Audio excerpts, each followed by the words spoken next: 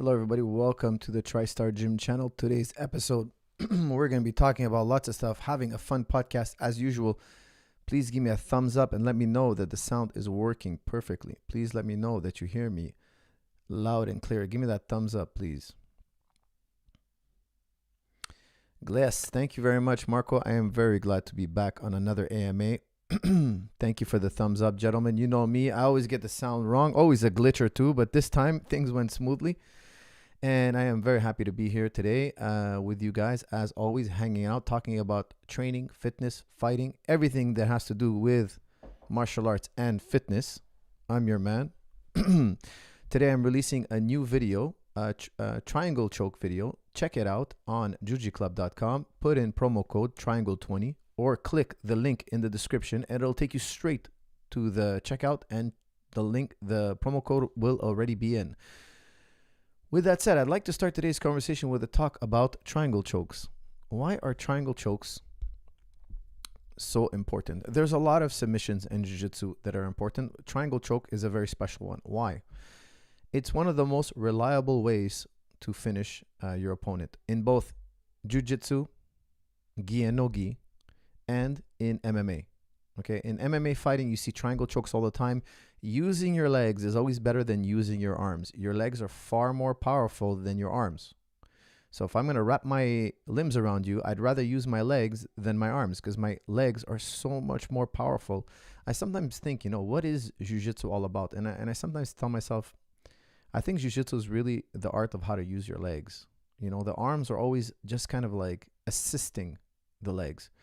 Of course, there's a lot of arm triangles and rear naked choke and guillotines, and that's really fundamentally the arms. But if you think about it, it's actually really hard to do those finishes without involving your legs. So even when I'm doing a guillotine, it's really my legs that are wrapped around your body that's doing all the work. Because just trying to choke you with my arms without driving with my legs in some way or another. Even when I do anaconda choke or darce choke, I need to bridge, and to bridge, I need to drive my legs into the ground, or I need to trap your leg.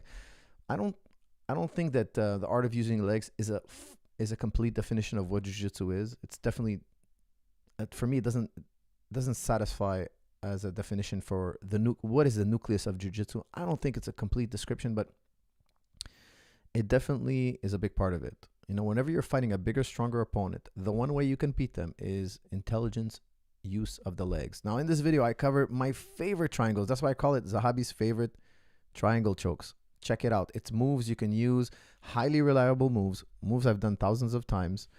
And I could have made this video 10 hours long. It's a little bit over an hour long. It's like a 5-hour seminar. There's so much packed into there. There's so many details. But these are some of the most, in my opinion, the most trustworthy triangles. I do them all the time. If you guys want to master the triangle choke, check it out. Get a copy and drill it every day. And I promise you, when it comes to a triangle opportunity, you will find your way and you will finish your opponents with a beautiful, well done, and precise triangle. Okay, guys, with that said, I am open now to start talking about anything except lockdowns. Let's talk about lockdowns later. I want to talk about fitness, training, jiu-jitsu, fighting, wrestling, boxing. Let's talk about it all. And then we can talk about everyday things. And then we can talk about even lockdowns, philosophy, science, history, whatever it is you guys want to do. Remember, this is an ask me anything. You can ask me absolutely anything. However, let's first talk fitness and sports.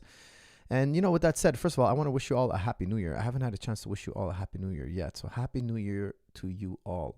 Okay. Now I have a New Year's goal, and I want to hear actually your New Year's goals before we start talking about too many other things. I have a New Year's goal. My New Year's goal now is actually that every time I train, and of course, the government doesn't allow us to train, but when I start training, again, my goal is to get 5 submissions a day. That's my goal. 2022 for me is going to be the year of the finishing hold. I'm so big into sweeping. I'm so big into passing, guard retention. I do these things every day. Like I do a lot of guard situation. I do a lot of back escapes. I've done that for so many years. But this year, my goal, my focus is going to be on finishing. So I plan this year to not leave the practice room until I score 5 submissions a day. So if I train 6 days a week, I'm going to need 30 submissions. I won't leave the gym until I've gotten 30 submissions. That's my goal. And I think by the end of this year, I'm going to have racked up so many submissions, so many finishes that I'm going to have brought my submission game to a whole new level.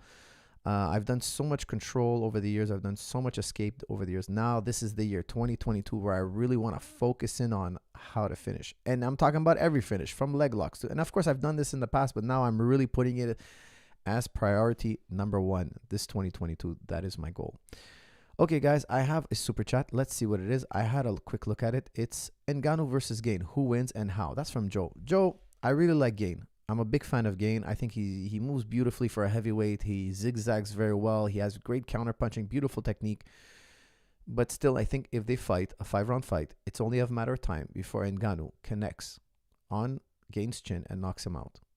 I think it's not going to be easily done the first 2-3 rounds, but it's going to happen all of a sudden. So there's going to be a back and forth.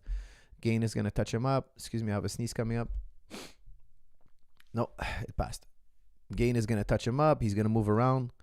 But at any point from round 1 to round 3, there's going to be a knockout. And it's going to come out of the blue. And it's going to be epic. And it's going to be shocking. It can happen in round 1 or I don't think it happens later than round 3. If he didn't do it in the first 3 rounds, it starts to become unlikely to happen. But at any point within the first 3 rounds, there's going to be a sudden knockout. That's just how I see the fight going. Even though Gane might be winning the fight, to me, I'd be like, it's just a matter of time. And Ngannou is so gifted and he's talented and he has a reach and he knows how to use it. Gane is going to be very difficult to line up and connect with. However, it will happen, in my opinion. Inshallah, you'll hire me to write code for Tristar. That's from Dre Foreman. Yeah, I'm told that my code. It's funny. I just had a meeting about that yesterday. One of my students now is taking over all this coding stuff for me, and we have a lot of good projects coming up. We have a lot of good projects. I'm gonna have an apprenticeship program online available for a certain number of people that you're gonna be basically following what I do in the gym every single day. We have a kids program coming out that's gonna be, in my opinion, it's gonna be the greatest martial arts program in the world for kids. And we have, of course, I have somebody else doing that, but I'm gonna be doing the adult section, and we're gonna be, deep into the game, how to try everything, striking, wrestling, jiu-jitsu, fence wrestling, conditioning, sparring. Everything is going to be in this program. Everything you need for an MMA program. This is coming, hopefully in the next month or so. But it's going to be online, and people are going to be able to become affiliates later on. If you're very serious and you have a good gym, etc., there's going to be special affiliate programs. That's even further down the line. But guys will be able to, from around the world, train with me on a regular basis, daily basis, seeing what I do in the gym every day. I'm really excited about it because I have one of my students who he's a phenomenal button pusher, and he's doing all this for me, and he's doing the coding. And supposedly when you type in Tristar, my name doesn't even come up. That's how bad I am at marketing. I've never done any of that. I've never done any button pushing for the gym. All our marketing was done organically. People come in, they train, they have a blast, they invite their friends, they see us on TV. It was always organic. I've never done marketing. I've never done anything. We've done so little marketing. I've had a manager or two in the past who's tried it in the past, but we've never done that. So I have a guy now who's a student of mine who's doing all this for me. I have a nice little team now going, and I think that's going to bring a lot of fun projects in the future. And I appreciate that you would do it for me, but I think I got my business covered already. Everyone talks about Khamzat, but feel like Sean Brady is dark horse at 170. Yeah, but you know what? There's a reason why everybody talks about Khamzat. He's unique. I think he's the greatest rookie of all time. If I can call him that. I know he's not a rookie, but the greatest start to a UFC career I've ever seen is Khamzat. The greatest, most dominant start to a UFC career. That's how I think I should word it. I think it's Khamzat. It's very special what he's doing. Can he maintain it? Sometimes when you have these young guns, they come in, they're so impressive. As you see them get deeper into fights, you see a weakness here and there. And then we didn't see that before because he was winning so dominantly, so quickly. Like, for instance, McGregor is such a great fighter, and all his fights were round 1, round 2, stunning wins. And all of a sudden, guys are taking him into the later rounds. And all of a sudden, we're seeing the new dimensions to his game that we haven't had a chance to see. And then guys get this ray of hope that, hey, if you get him in this place in the fight, there's a chance to win now. It's not all down, it's not all difficulty. And then people get more confident. Everybody starts to want to fight you. They feel like they've decoded you.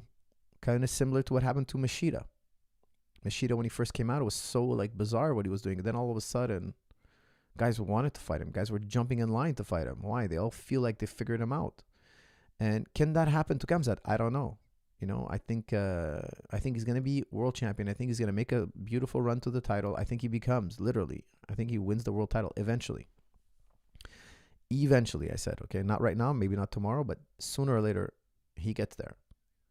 But what happens in the later dimensions? What happens later on in his career when fights go deep? Fights are not always that easy. And then we're gonna learn so much about him. Right now, there's just too many question marks. All right, we got another one here. Coach, what do you think about Danaher's advice for New York to find accomplished grapplers near our body type to try to skills to up our own game? I think, Mars, what you're trying to say is, what do you think about Coach Danaher's advice to find somebody of your characteristics, physical characteristics, and kind of model yourself after them? I find that is very true. I think that is super important. Like, for instance, I had one fighter telling me, hey, I watch GSP all the time and I'm trying to mimic him. I'm like, dude, it doesn't make sense. Like, you don't have his attributes. I always like to contrast Muhammad Ali and Tyson. Two guys with very different attributes and two guys who fought very differently.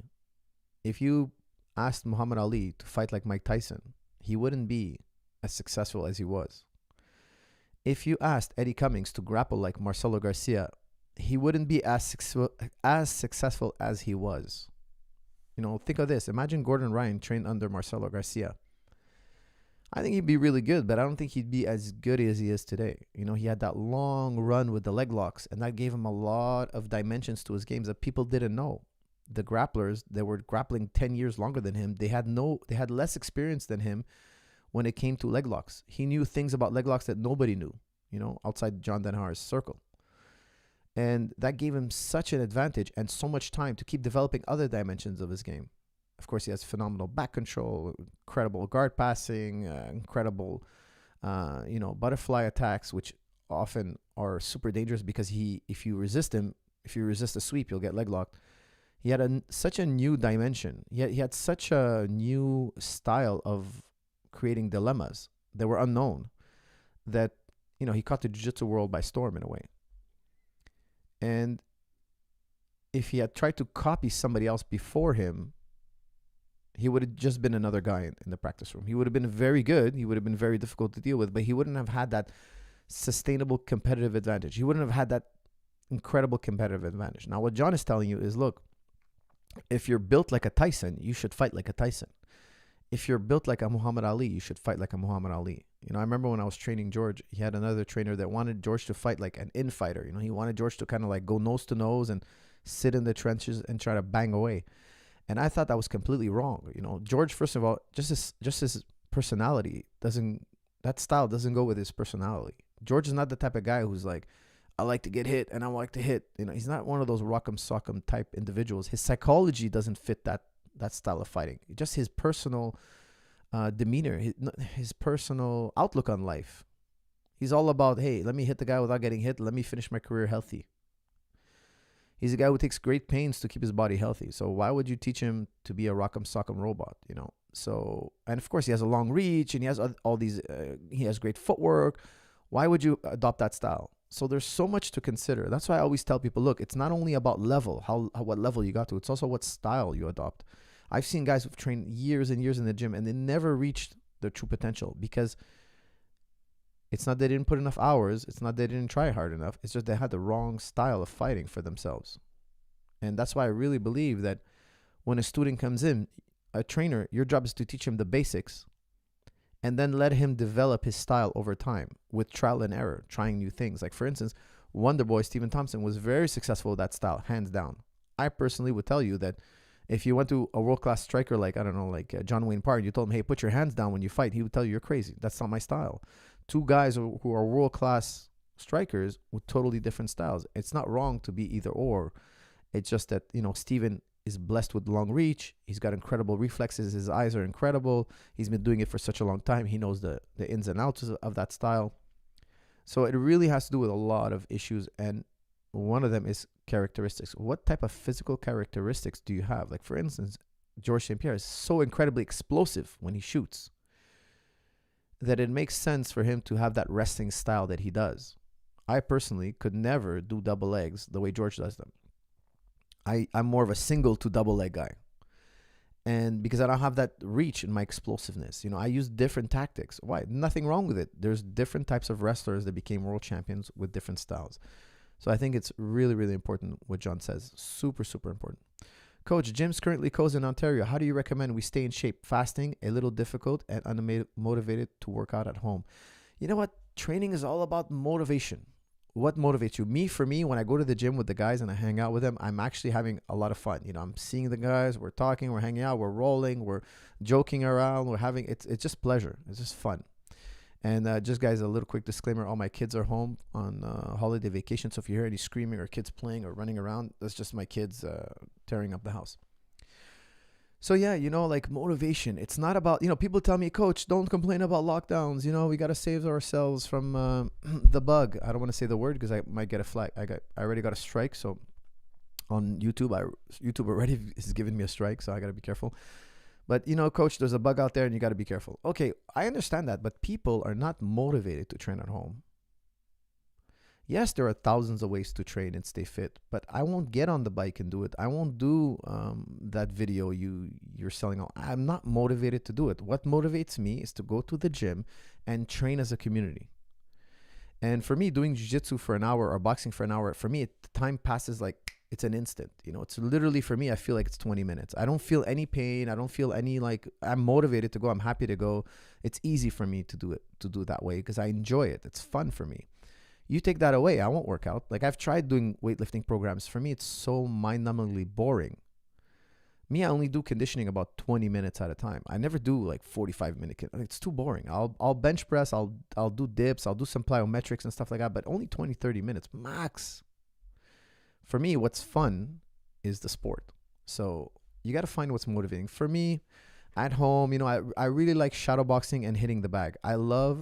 So me, I'll put on a podcast and I'll zone out and I'll work with the bag for an hour. And for me, that's my great substitute. If you don't have a bag, I like shadow boxing. I like, doing 1 minute shadow boxing, 1 minute conditioning, 1 minute shadow boxing. And for me, I put my earphones on. I put a podcast I really want to listen to, something interesting, and I just get in the zone. And for me, that hour of training is pure pleasure. And that's what I think you guys should create, because if it's not pure pleasure, you won't do it for years and years. Okay, I've been training over 20 years every day on a regular basis, and because it's pleasure. That's my fun part of the day. So make sure that your training is motivational. It's fun. You want to do it again. I'm not going to train in a way that's going to make me so sore the next day I'm in total pain for the next 48 hours and I'm suffering in my legs. Every time I move my legs, I feel pain. I never do this to myself, because if I did, I would find reasons not to train. And plus, you'll get injured. It's about consistency, making it pleasurable, and doing it on a regular basis. To get really good or to get really skilled or to reach your goals, it takes hundreds of practices, so you'll get there, but you got to make it fun along the way. Make it easy on yourself. So a stay-at-home workout, no training partners. I would do 1 minute shadow boxing, 1 minute fitness, or I would do bag work if you can get one, if you can get a bag. And sometimes you can get those bags that are freestanding. I have one of those bobs. It's like you don't have to hang it. Or find a water bag. Usually those are very quiet. I know the one problem with the heavy bags, sometimes it's very noisy. Love from India, brother. That's from Rohit Pritam. Rohit Pritam, thank you very much. And I reciprocate, my brother. Thank you very much. That's very sweet of you. You're the man. Happy New Year to you, my friend. I'd love to listen to a discussion between you and John Danaher one day. That's from Zibu Baz. Yes, I'm sure one day we'll get on this podcast, me and him, and we'll do it. He's just super busy. I'm super busy. And definitely it's going to happen down the line. Stay tuned. Whitaker versus GSP in 2018. How does it go? That's from Jeff Smoothie. I'll pick George over anybody. That's just the way I am. So that's my answer to you. Why do MMA fighters train with a gi? That's from Walid Akil. I think that's going to change real quick. Okay, I personally don't like wearing the gi anymore. I do it once in a blue moon. Even I haven't done it honestly in years, but I plan to put it on again sooner or later. We give belts now without the gi, so there's no real motivation. It's become two different sports. Gi jiu-jitsu and no gi jiu-jitsu. It's becoming more and more very, very different. The chokes, the sweeps, it's coming so different that I don't think you're going to see many guys doing both anymore. You're going to see guys specializing. They're going to grow up in no gi, or they're going to grow up in gi, and it's going to be like wrestling and judo. That time is coming. It's just a matter of time. What's the name of the book you always rave about? That's from Super Destroyer. What a name. The Super Destroyer. Not Super Destroyer. Not just any Super Destroyer. No, the Super Destroyer. Well, the Super Destroyer. I rave about many books, so I'm not sure which one you're referring to. But if I had a book to recommend to you for the new year, I would recommend pick up Stephen R. Covey's 7 Habits. Pick up that book. It's a fantastic book. You will not regret it. GSP versus Ngannou. Who wins? And that's from Joe. If we're talking about pound for pound, George St. Pierre. He'll double leg him. He's too smart. He'll move around, footwork, distance control. Eventually, he'll blast a double. And his jiu-jitsu is just way too much for Ngannou. I don't think Ngannou will get up again.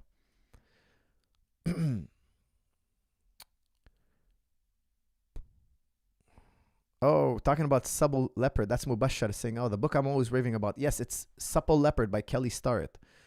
Make sure to pick up the book. You know, in the Tristar gym, I have a whiteboard, and I wrote on the whiteboard, buy this book, Becoming a Supple Leopard. You know, let me tell you why real quick.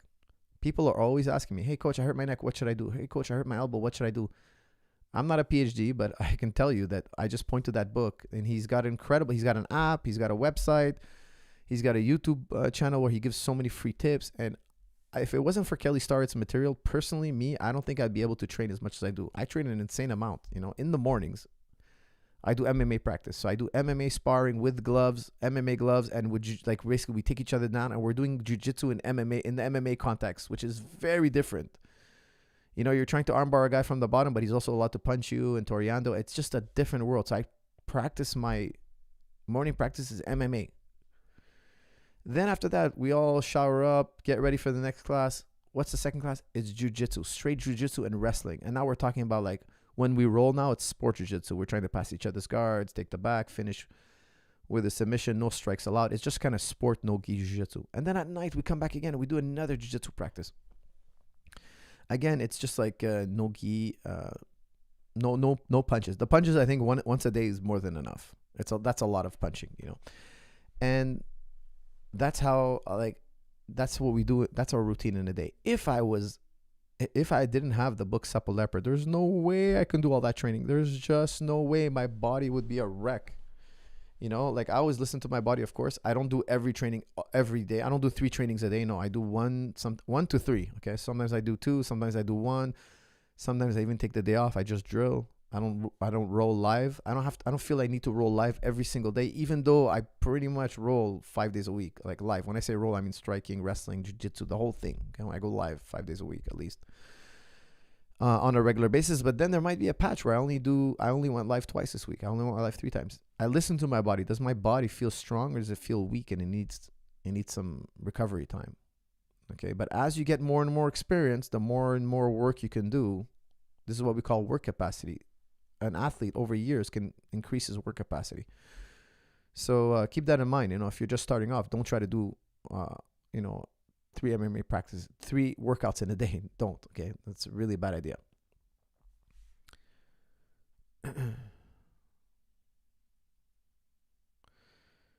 Please block. Who wants to be the what do they call it again? Let me see here. Administrator, or what's it called? Participants toggle. How do you do that when I put one of you guys to be, moderator. Who wants to be the moderator? Some morons trolling in the chat. Somebody kick him out, please. Who wants to be moderator? Give me a thumbs up or raise your hand. Give me that emoji where you raise your hand or something. Coach, you go 100% every session? That's from MNE. No, I don't go 100%. We kind of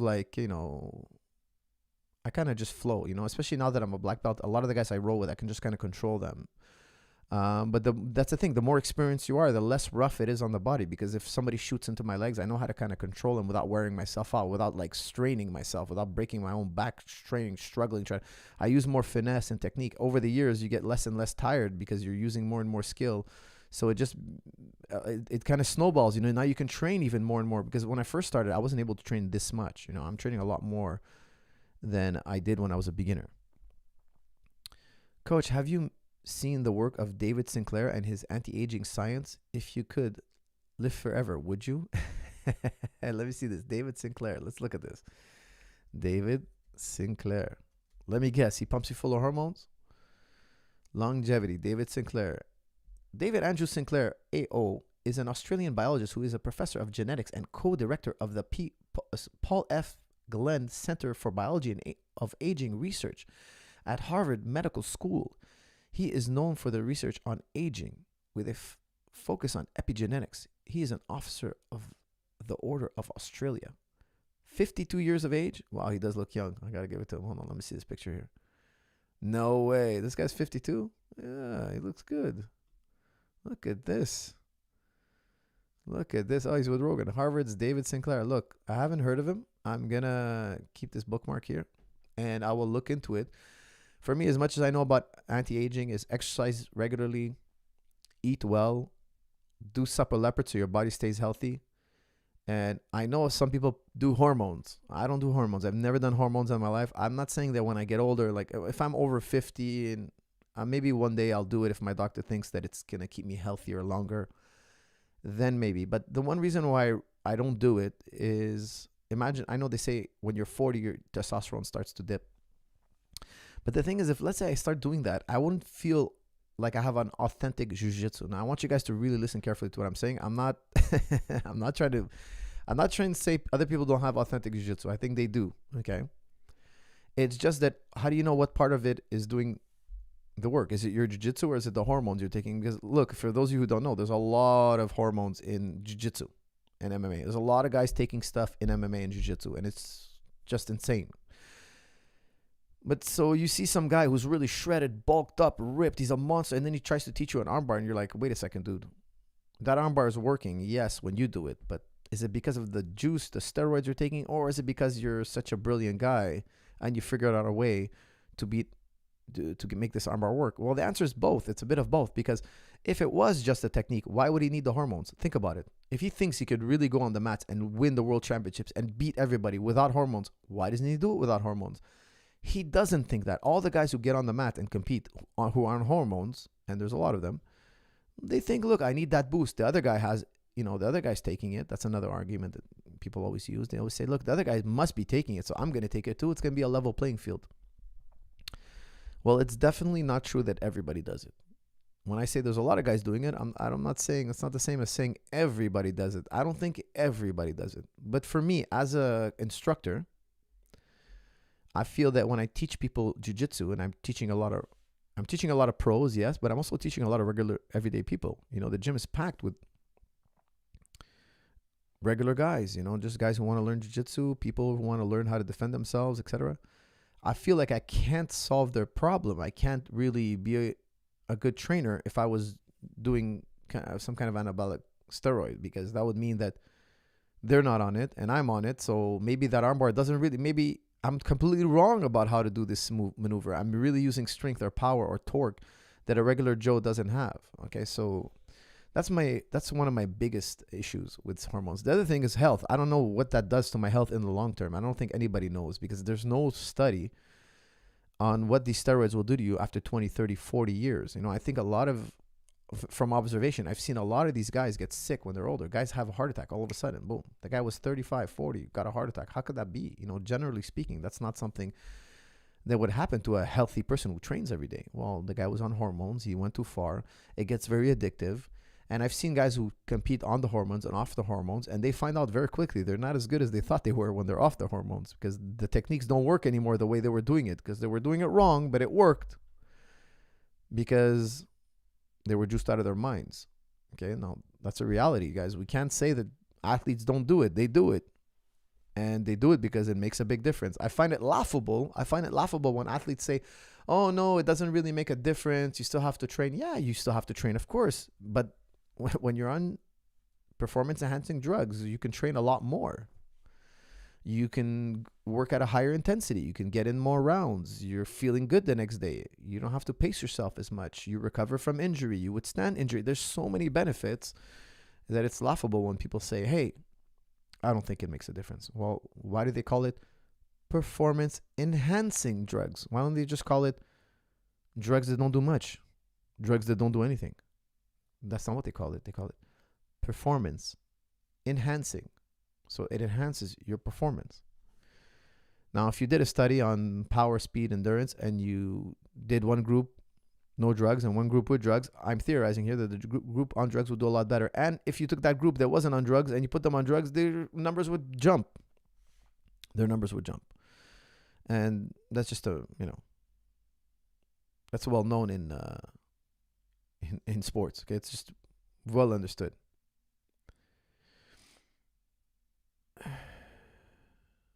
Coach, how to have a subtle beard? Yes. You know what? You joke. I know you joke, my friend, but I had a lot of trouble getting my beard to like get down and be soft because I shower 3 or 4 or 5 times a day. I shower about, on average, I would say 3. Sometimes I have to shower 5 times a day. It's just insane how many showers I take in a day. And it just kind of kills the moisture, like the natural oils in your beard. So I had to put a lot of beard products to get this thing tamed. And I have to try to keep it, trimmed and short. And it's a bit of a hassle, But if you're gonna shower that much, you gotta put that product in there. For beginners starting gym, what should they do in terms of exercise and diet for building muscle, average height, and skinny build for reference? That's from Mr. Eidman. Mr. Eidman, I would tell you, I like a lot of egg whites. I do a lot of egg whites. I feel that when I eat my egg whites, and I replace animal products with egg whites, so I don't eat steak. If I want to get lean and bulk up at the same time, okay? Because the thing is, if I eat steak, and I love steak, guys, my favorite food, if you ask me, Coach, what are you going to have for your last meal? It's going to be steak. Okay. But the thing is with steak, it's fatty. So I do high carb, low fat. So how do I get high carb, high protein, low fat? For me, the secret is egg whites. Once I go on my egg white diet, I eat carbs. So I eat oatmeal in the morning. I'll eat rice in the afternoon. I'll eat pasta before practice. But between those meals, or let's say with my lunch and dinner, I'm going to have egg whites. Egg whites is full of protein with very little fat. And I find it digests easily and it doesn't bother me at all. Like I handle egg whites very well. I feel very comfortable. I go to practice. I have a great day. I feel energized. So they impact me very in a positive way. Now, if you eat meats, I find if I eat meat for lunch, my practice, I'm a little bit sluggish. So I like to have my steak, let's say on a Friday evening after practice is done, or Saturday. So for Saturday we train during the day, and then it's evening. There's no double practice on Saturday. It's just one long practice in the afternoon. Then in the evening I eat dinner and I relax, and I'm off. I don't have a practice Saturday night, so that's when I'll eat my steak. I don't want to eat my steak if I have between my morning and evening practice, because my evening practice I'll be sluggish. I won't feel right. I won't feel like working out. I think that's why a lot of people also don't work out. They don't know that their diet is killing their energy levels. You should feel energized all the time. If you're not feeling energized all the time, listen very carefully. If you're not feeling energized all the time, something is wrong with your exercise routine, your diet, or your sleep cycles. Figure out the problem, because it's a miserable existence to always be feeling tired. You don't want to always be feeling tired. So make sure to have those 3 things in check. Make sure to have those 3 things. They're very important. Your lifestyle, your enjoyment of life will increase. Okay, guys, don't forget, check out Zahabi's favorite triangle chokes promo code Triangle20. Triangle20. Check it out and enjoy my favorite triangles. You guys will absolutely love it. I promise you. Let me move the text here. I think it's being blocked. Okay. Let's see if that makes a difference. Promo code Triangle20. Guys, these are the best triangles in the game. I will make a volume 2 eventually. I could have made 50 more videos like this. Triangles, there's so much to know about triangles, but these are the triangles I get the most, and I think will be a great benefit for you. I promise you guys will enjoy it. I promise you. And I have one triangle in there that I learned from Braulio Estima from Bottom Side Control that I call it Braulio Genius, because like it works so well. It works so well, and I lay it out in the whole video that you could triangle. A guy passes your guard and you triangle choke him. I love Braulio Estima's.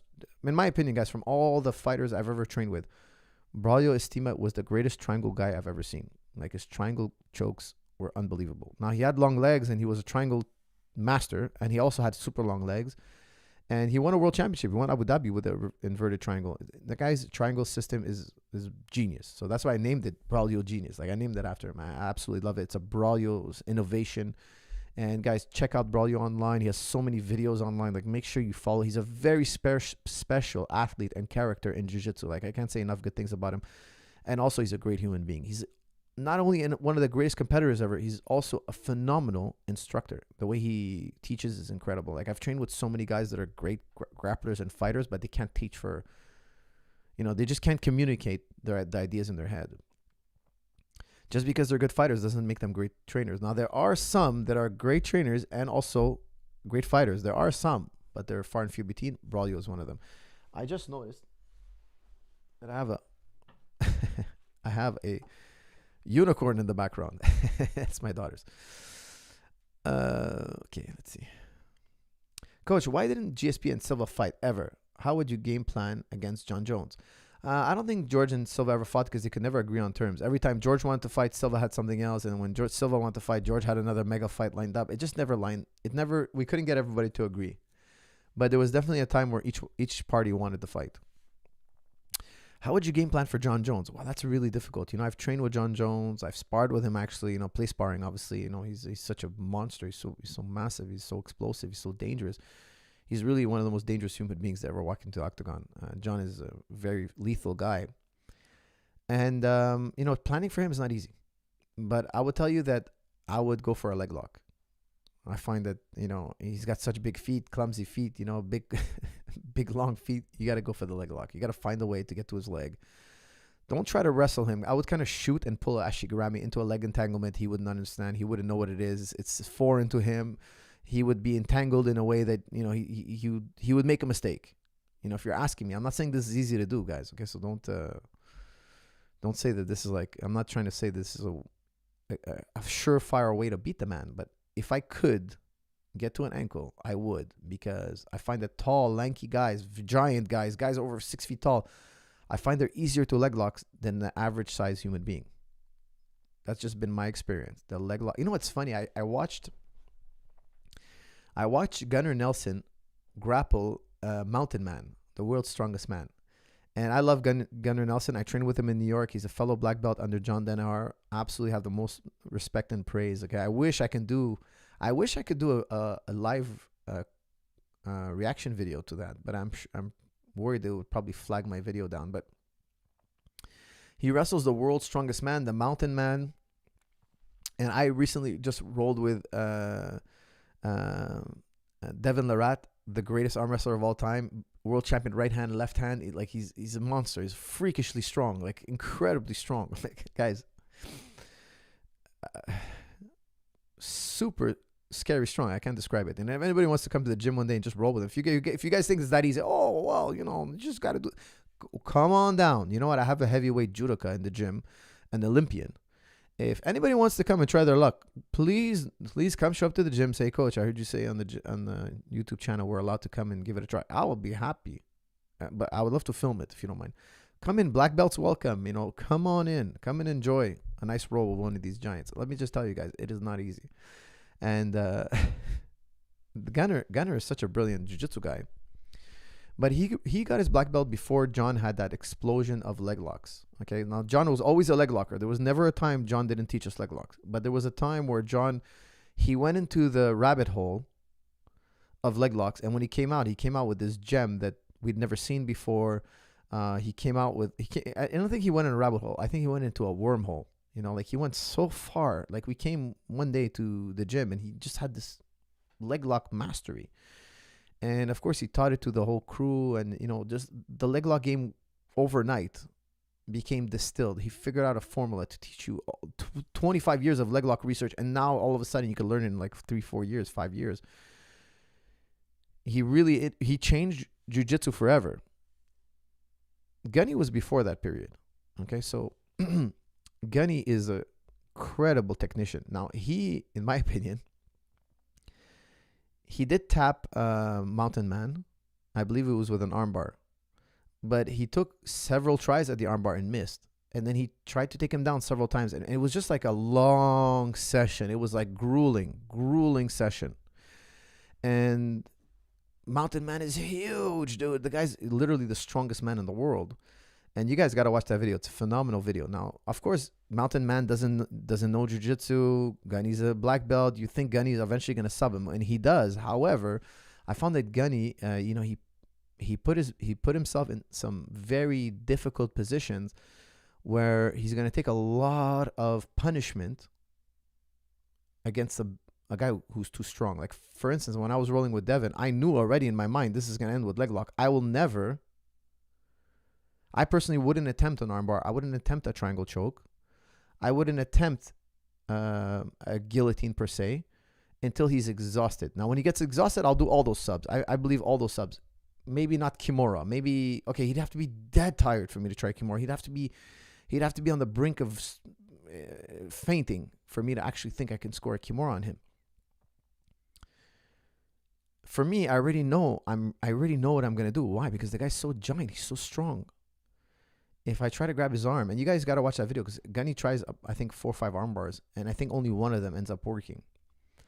Very difficult to do, and also hard to explain, guys. If you've never rolled with somebody who's over 100 pounds heavier than you, it's just really hard to explain. It's just really, really hard to explain. It's like you're a little kid, and they kind of just push you off, and it's just, there's nothing you could do. Like, I took Devin Lorenz back, and I couldn't put my legs around him. Think about it. How am I going to choke his neck? I can't even put my legs around him. And of course, he had this massive hand grabbing my wrist like I'm a little child and just kind of moved it around. And I had to eventually, I always knew it was going to be a leg lock. Why? Because when you fight a very big opponent, somebody who's, the proportions are too off, for some reason, I think it has to do with dimensions of the foot. Their foot is so easy to hook. So that's just my opinion on that. Coach, why didn't I did that one. Let's see what else is next. I've trained no gi for 5 months. I currently handle myself against some blue belts. As a coach, what should I work on to get promoted to blue? That's from Emilio. You know, Emilio, what I would say is, all of you out there, start no gi first. Don't start with the gi. Go to a no gi school first. Do no gi. And then when you add the gi, you have all these new extra weapons. But I find that guys who shoot themselves in the foot is they learn no gi for years.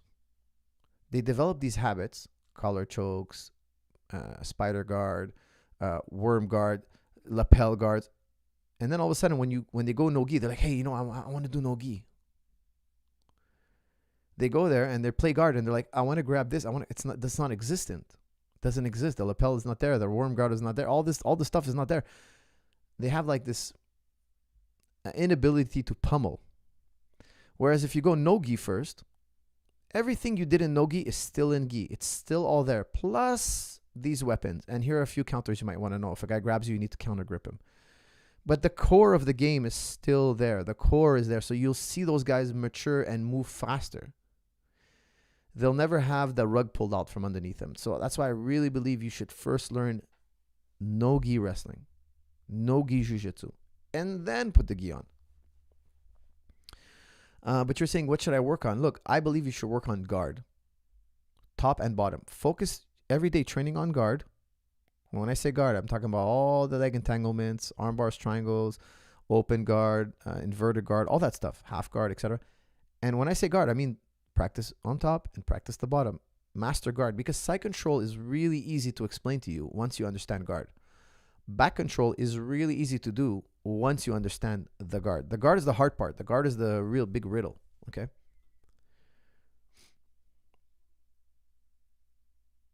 Notice that Muslims have the least case of male pattern baldness by a lot. That's from Woon Wang Woon Dar Woon.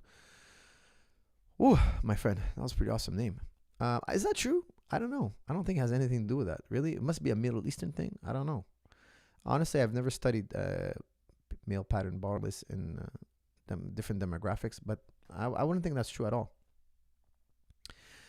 Hey, coach, how do you become the greatest BJJ competitor? How do I exploit my full potential? What schedule would you put me through? Thank you so much. That's from Anthony Kenville. Is that my Anthony Kenville? Is that my Anthony Kenville? Because I know an Anthony Kenville. Hey, coach, how would you become the greatest BJJ competitor of all? How do I exploit my full potential? Look, I would say, look, you got to do it every day. You got to immerse yourself. First, you got to decide, am I a jiu-jitsu guy? Am I an MMA guy? You have to decide beforehand. You got to try it. Put your foot in the water, okay? Test it, and then say, look, is this what I'm doing with my life? If the answer is yes, you got to go all in. You got to go all in. Like I tell you guys, like I'm all in martial arts. I'm all in. There's nothing else I can do. Like tomorrow, that's it. There's nothing else. I'm going to die on the mats, guys.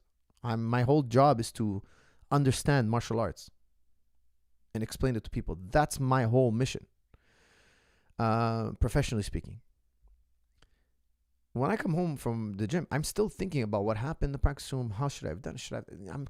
It's constantly on my mind. If you want to become in the 1% best in the world at what you do, you got to do it. You got to immerse yourself. Like imagine if you wanted to learn a language, would you practice it an hour a day, or would you go to that country and you would practice it all day long and you would philosophize about it all day long? And you think that's how you're going to get really good. You got to immerse yourself. Okay. You got to immerse yourself.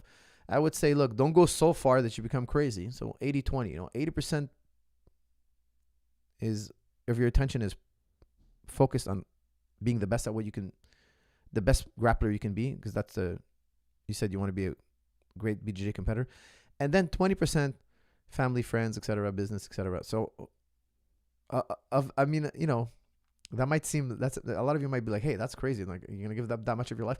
Well, if you want to be in a sport like jiu-jitsu, yeah, that's what it is. Like I hang out with my kids at the gym.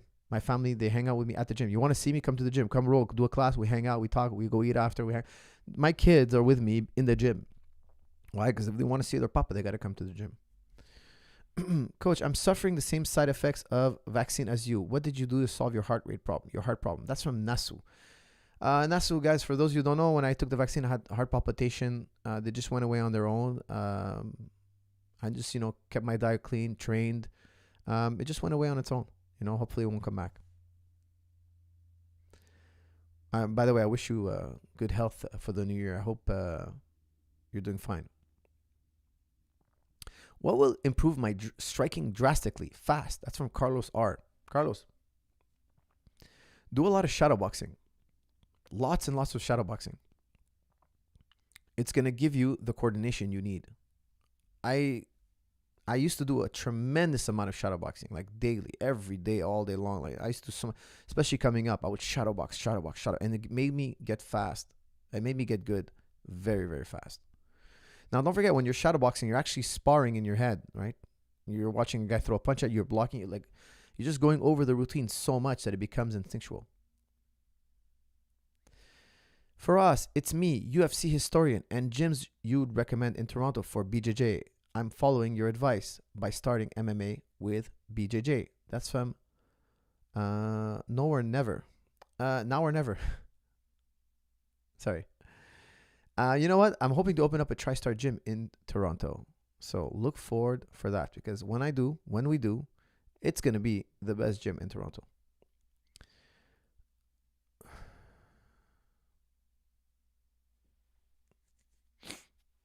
Hold on a second here.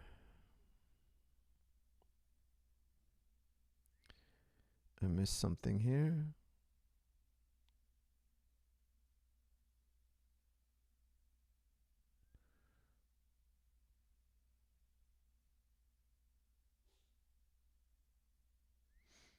Coach, how do you train your defense when shadowboxing? That's from June. Check out my video on mace ball training. Okay, so I have the mace ball swinging back and forth. So I use that mace ball to always remind me that I'm defending. I'm not just attacking, I'm also defending, because the mace ball, you could do a lot of things with the mace ball, and it's really easy to make. You take a bunch of coins, you put them in a bag on a string, and you hang it up on your wall.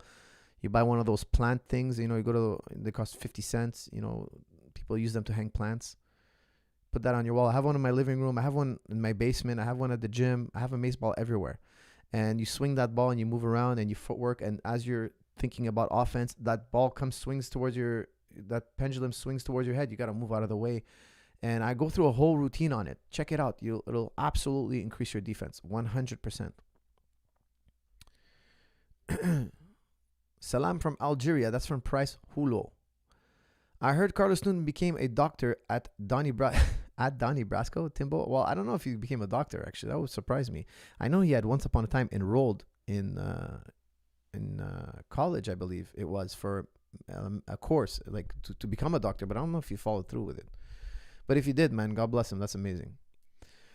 Coach, how do I shoot for takedowns from a striking stance? That's from safety. Well, I like to always tell my guys, look, if you can hit him, if you can physically punch, like if he's within your punching reach, now you should start thinking of shooting as a possibility. If he's outside your punching reach, don't shoot. That's just like you're going to take guys down who are not so advanced. Okay? So he should be within punching distance. When you release a mental instructional, that's from Wolof. That's gonna come down sooner or later. I mean, I'm planning. I'm not sure if I'm gonna do a Control Freak Volume 2 for back control. I'm not sure if I'm gonna do that. I have so many good ideas. I'm gonna try to release some new material. I will eventually. I have already a mental I do have a material already because I before COVID I used to do I would say 3 or 4 seminars a year just on that.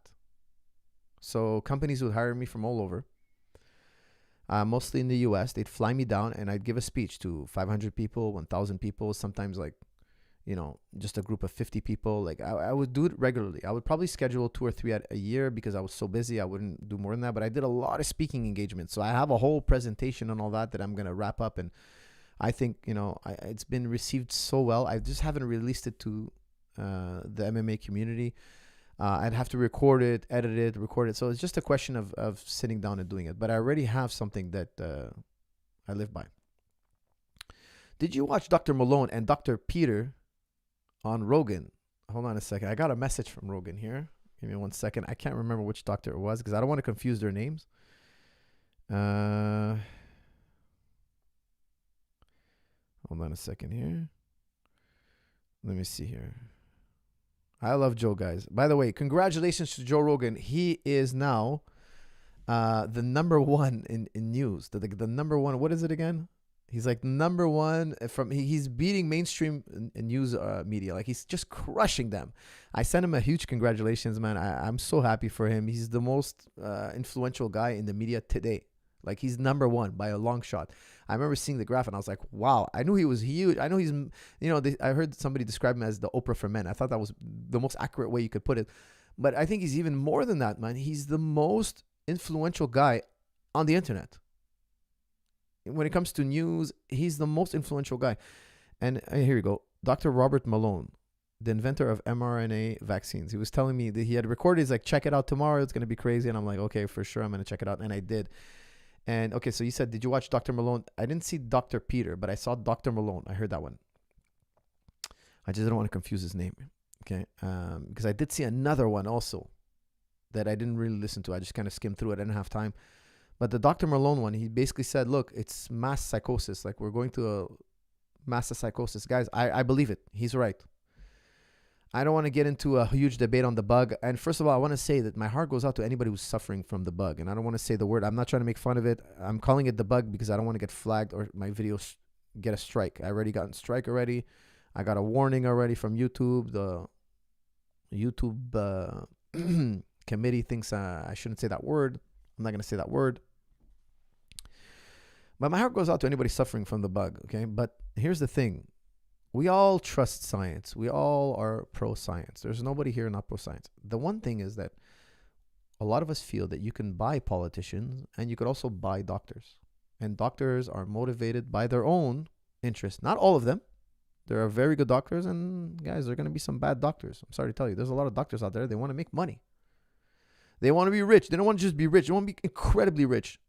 They want to be so rich they could buy anything they want and they could buy not 10 Lamborghinis isn't enough. They want 100,000 Lamborghinis, and even that's not enough. They want an airplane, and they want not just one airplane. They want 50 airplanes. They want one with a gold coaster and one with a platinum coaster. They want everything they can. Like it just never amount. The amount of greed is never ending in some people. Now, okay, I'm exaggerating here, but you guys understand the picture. People can be bought, and that also is true of doctors and their professional opinions. That's why here in Quebec, we keep asking our great leader, the Prime Minister of Quebec, we want public debate. You know what he said? Guys, let me tell you what the Prime Minister of Quebec, Mr. François Legault, he said, I don't want to have a public debate. You know why I don't want to have a public debate? Because I want to shield the Quebecers, that's us, from conspiracy theories. I don't want them, they're little lambs that are they're so confused in their mind.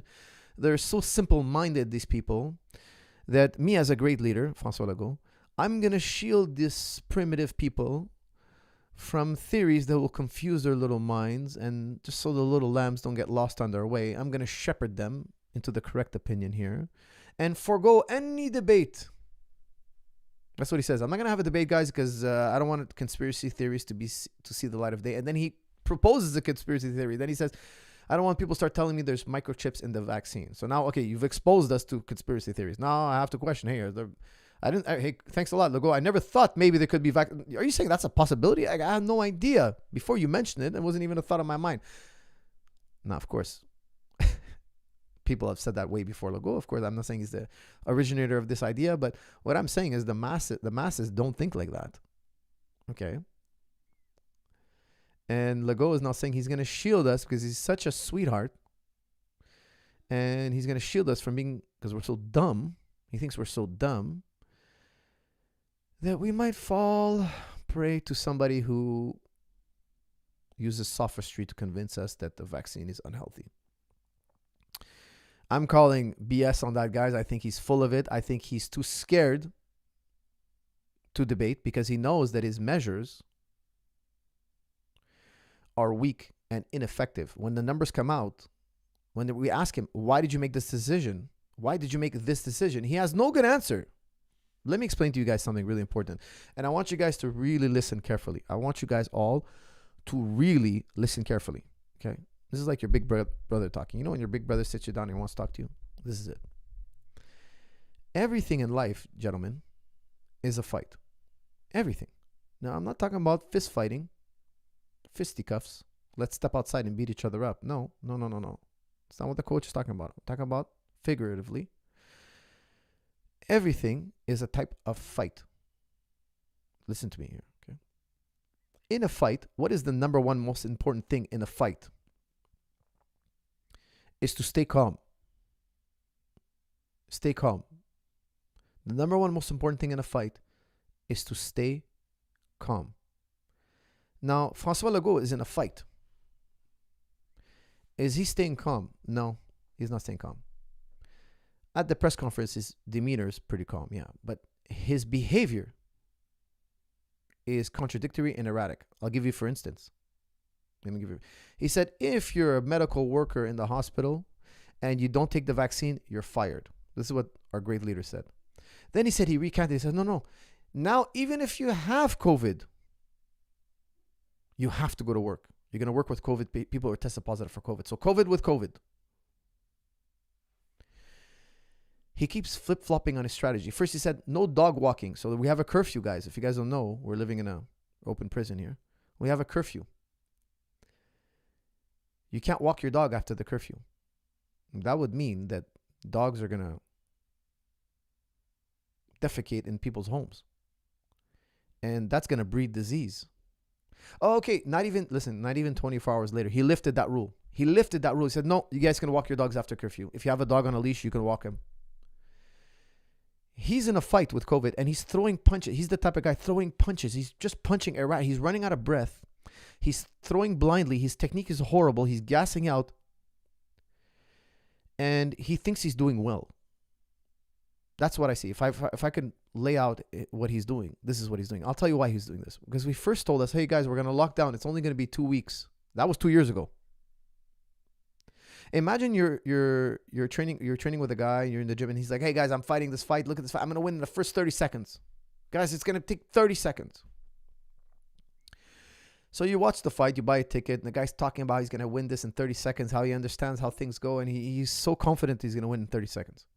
And then he fights, and he's deep in the last round, and he's losing. And he's losing really badly. And the guy's been beating on him since the first minute of the bell.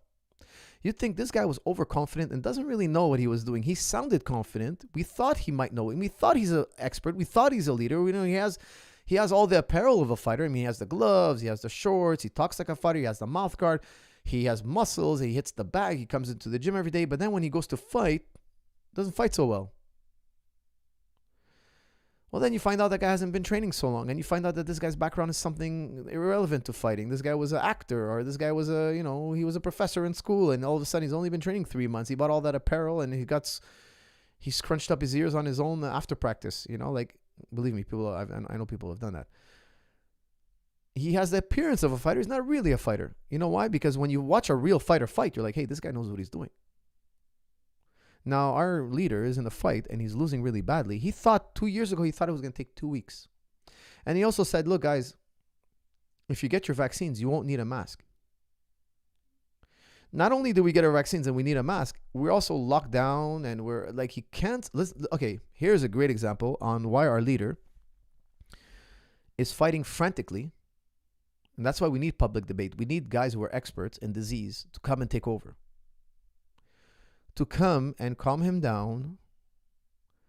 And we need to use a scientific method to say, look, what are we doing? Is it effective? Now, guys, I have so many good points I want to bring up. I got to bring them up bit by bit. And I don't want to overwhelm you. I don't want to make this a crazy podcast about COVID. Sorry, I shouldn't say that word. I should say the bug. But I'll give you a great example of why he's flailing. Now I'm forgetting my train of thought here. He did something else also incredibly moronic. Nonetheless, our great leader, he keeps changing his mind. He keeps flip-flopping. It was supposed to be 2 years. Then after the vaccine, okay, you won't need your masks anymore. Okay, here's an example. I came back to mind. He did a press conference. I think it was a Wednesday. He said, look, we're closing bars. We're closing this and that. And he said, restaurants, you're allowed. Gyms, you're allowed. Combat gyms, you're allowed. He was closing. Listen to me. It makes no sense. He was closing bodybuilding gyms, but it said on the website, karate, judo, combat sports, okay. Go figure. Go figure how that's okay. If a CrossFit gym is not okay, a bodybuilding gym where you can wipe down the station, if you're doing the bench press station or the leg press station or whatever, you can wipe it down. You could stay 2 meters away from each other. Combat gyms were okay. Like, we're in each other's faces all the time. Like, we're grappling on the floor, we're punching each other, we're breathing back and forth. So he okayed us, and he didn't okay the bodybuilding gym. So not even 48 hours later, he bars everybody. So he had one decision on one day, then let's say 24 hours later, he switched decision. Does that seem like a guy who knows what he's doing? Here's the other thing. He cut restaurants the day before New Year's Eve. Now, New Year's Eve, anybody ever worked in a restaurant? New Year's Eve is the biggest day of the year. That means you spent so much money prepping for New Year's Eve. This guy could have told you a month before, hey guys, don't count on New Year's Eve. We're going to cancel before New Year's Eve. Why? Because he had data. The data didn't just spring up yesterday. They should be going over the data on a daily basis. They should be looking at the trend. He probably wakes up one day. It's like, hey, let me look at the data. I haven't looked at it in a long time. And holy moly, look at this. That's how I envision him, because he cut restaurateurs so badly. He literally doing it hours before New Year's Eve. Literally cutting them. That's the biggest payday of all waiters. Biggest payday of all restaurants. That's the night that makes restauranting worth it. And he cut them literally, not 2 weeks before. Because you have to understand that restaurateurs, I've worked in a restaurant when I was younger, they spend so much money on prep. Like, they've lost thousands and thousands of dollars. And this guy came and pulled the rug out unashamedly. And then he posts a picture on New Year's Eve in his $1 million home. That's another subject. With him and his wife toasting champagne, feeling so happy, smiling. Happy New Year, everybody. While everybody else is out of a job. That's how disconnected these people are from our lives. Everybody's out of a job. He's closed down all the restaurants, all the gyms, all the bars. Every guy with a business, he shut us down, except the big box stores and government workers. Government workers never miss a payday. So he's there toasting. And by the way, guys, they created so much inflation. We haven't seen inflation like this in 30 years. So their properties went up. And he actually said that at a press conference. Oh, it's a good time to sell my house now. Oh, it's really good. Yeah, this is the right time. The guy's profiting off his decisions. Unfortunately, Quebecois are not standing up to him at all. This man is profiting in so many ways. He doesn't understand. He just put the whole province out of a job. And he's toasting. Not a regrettable message. We're going to get through this. I'm sorry for all the... We're going to find a way. This is not going to last. Like, no. Happy New Year, everybody's toasting. And his belly is so full. His life is so comfortable. He doesn't understand when he talks to a person who has no money. He doesn't understand a person's out of a job. He has no understand. There's no connection to that type of experience. It's insane. And, people just obey him. And for me personally, look, I speak up against him. If there's no public debate, I don't want to follow your rules. If there's a public debate and you guys make sense of it, then I'll gladly follow your rules. But till then, man, have a nice day. Coach, would you ever move out of Canada? That's from Master Rochi. Yes, it's a possibility. I would say another year or two if this continues. It's possible. Okay, very possible. But again, I don't want to be hasty. I do believe people are getting fed up because I saw in Amsterdam what they did. Amsterdam rallied. Those are real rebels, my friend. We want proof or no. We say no. This is tyranny. Those, I think we're gonna, because we're behind Europe. Europe, that's us 2 months from now. That's how I see it. They get fed up earlier than us because the restrictions started earlier. And another good news is that the Omicron virus in Africa is dipped. So I think it's gonna dip. It's really gonna dip. So I'm very optimistic. But how many times we're not gonna let them do this to us next winter? We can't. We cannot. We can't allow this to happen again. I strongly believe in flow training. Why do I ever need to do cardio conditioning? Can't I get it all from practicing the sport? That's from Brock Barzanti. No, I don't think you can. Okay, you need to do some running. You need to do some cycling, because you'll never reach the heart rate levels you will on an airdyne. You'll never reach that level of intensity grappling as you will on an airdyne or from running. Okay, the number one way to burn calories per second is full sprinting. There's no other way. Okay, actually, number two, I saw a chart once, and number two was kickboxing, which is amazing. That's my favorite part of cardio. So what I would tell you, look, do flow rolling and use the greatest cardio workout ever in history, which is the heavy bag. That's the best cardio workout, in my opinion, in history, because it's low impact and also you're learning a skill. So if you ride the bike every day, you're not learning any skill and it's boring. Hit the bag, you learn how to punch, kick, knee, elbow, back fist, back kick. It's fun. You work your flexibility, you work plyometric, you work your cardiovascular system, you work everything, and you learn how to defend yourself. It's just too good. It's just too good. Coach, how can you explain the monthly membership your channel offers? $4.99 a month. Also a tip for being less cautious when rolling with upper belts.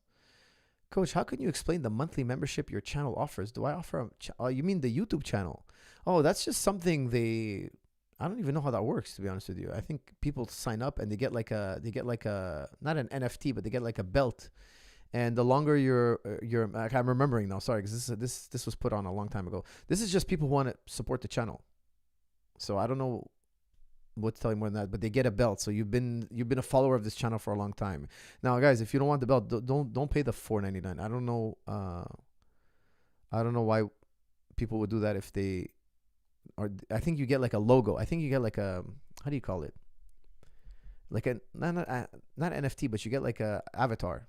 And then when you write in the message, you get that belt. So if I see that belt, I'll read your message out. And if you have a higher belt, that means you've been with me longer. I'll give you priority. So that's what it's about. Coach, how can I get in touch with your button pusher? I want to contribute to the growth of Tristar Gym and MMA, but my skill set help writing software. That's from Dre Foreman. Dre, I'll give you an email. Write to this email, my friend. And my button pusher will get back to you. I just put it in the chat. Okay, my friend, write an email, please, and we'll get you button pushing. Which I greatly appreciate, by the way. That's very sweet of you. Should you not have enforced vax passes? It seems to be too complicit with tyranny. Look, Emmanuel, I so agree with you. Guys, I said some things on my last restrictions video, because when they dropped those restrictions, I think we should speak up. Okay, and if you don't have a big channel, like the video. Go on everybody who has a big channel and just like their videos. But I felt like, look, I have a large channel. I should say something. I'm a Quebecer. I should say something. And I should say it honestly, okay? Not in an aggressive tone. I don't want to beat people up. I don't want to ride in the street and break things. But I think we need to have some kind of voice, Show us the data. Show us that these lockdowns work. Because the thing is, you know what? There's so much data that shows these lockdowns don't work. There's so much, guys. I've researched it. Sweden is resiliency is 69 on 100. Canada's is 70 on 100. So Canada's 1 point better. There's a margin of error. Canada's restriction is like 65, whereas Sweden is at 19 on 100. So they did far less restrictions and they're doing just as good. There's all sorts of data that shows it doesn't correlate. Lockdowns are not working because here's the thing. We have the appearance of a lockdown, but the malls are open. The subway system is open. The metro, the buses are open. People are going to the ski lodge. Like they showed a picture. People were posting pictures of the ski lodge because they closed all these stores, all these businesses. Everybody went skiing and they're jam-packed in the ski lodge. Like everybody, like the one thing you leave open, everybody goes there. And what do they leave open? The big businesses. Walmart has never been happier. Amazon has never been happier. Guys, in the future, all of you are going to be working for Amazon. There's going to be no other possibilities. You won't have the ability to start a business. Why? It's a giant black hole. You're going to work at these giant big box stores. That's it. They're going to own you. They're going to own all the assets. You will own nothing in the future if you don't stand up for yourself now. They're going to keep... Look, I was watching this report on TV. They were showing a mask company making $2 million a day. You think that mask company is not keeping those politicians happy so that they keep these restrictions ongoing? Come on. You're making $2 million a day. And that guy over there, if you give him a donation for his next campaign, he gets to stay in power. He gets to be rich. And you keep making that $2 million. Like, can people be bought in the medical community? The answer, I don't want to scare you, is a resounding yes. But I digress. You asked me, why was I enforcing the vaccines? Here's why. If I don't do it, and I want you to listen to me carefully, because Emmanuel, me personally, I think you should talk to your doctor and decide if you want to get vaxxed or not. That's you. That's your decision with you and your doctor. And if you don't trust your doctor, get another one. I'm not an expert. I tell my students, I'm not here to tell you what to do with your health. But here's the problem, Emmanuel. If I don't do it, the member coming in is going to call the cops on me. That's why I want you guys to understand. Because I said that I do check, and people got angry with me. But here's the thing. Yes, you're right.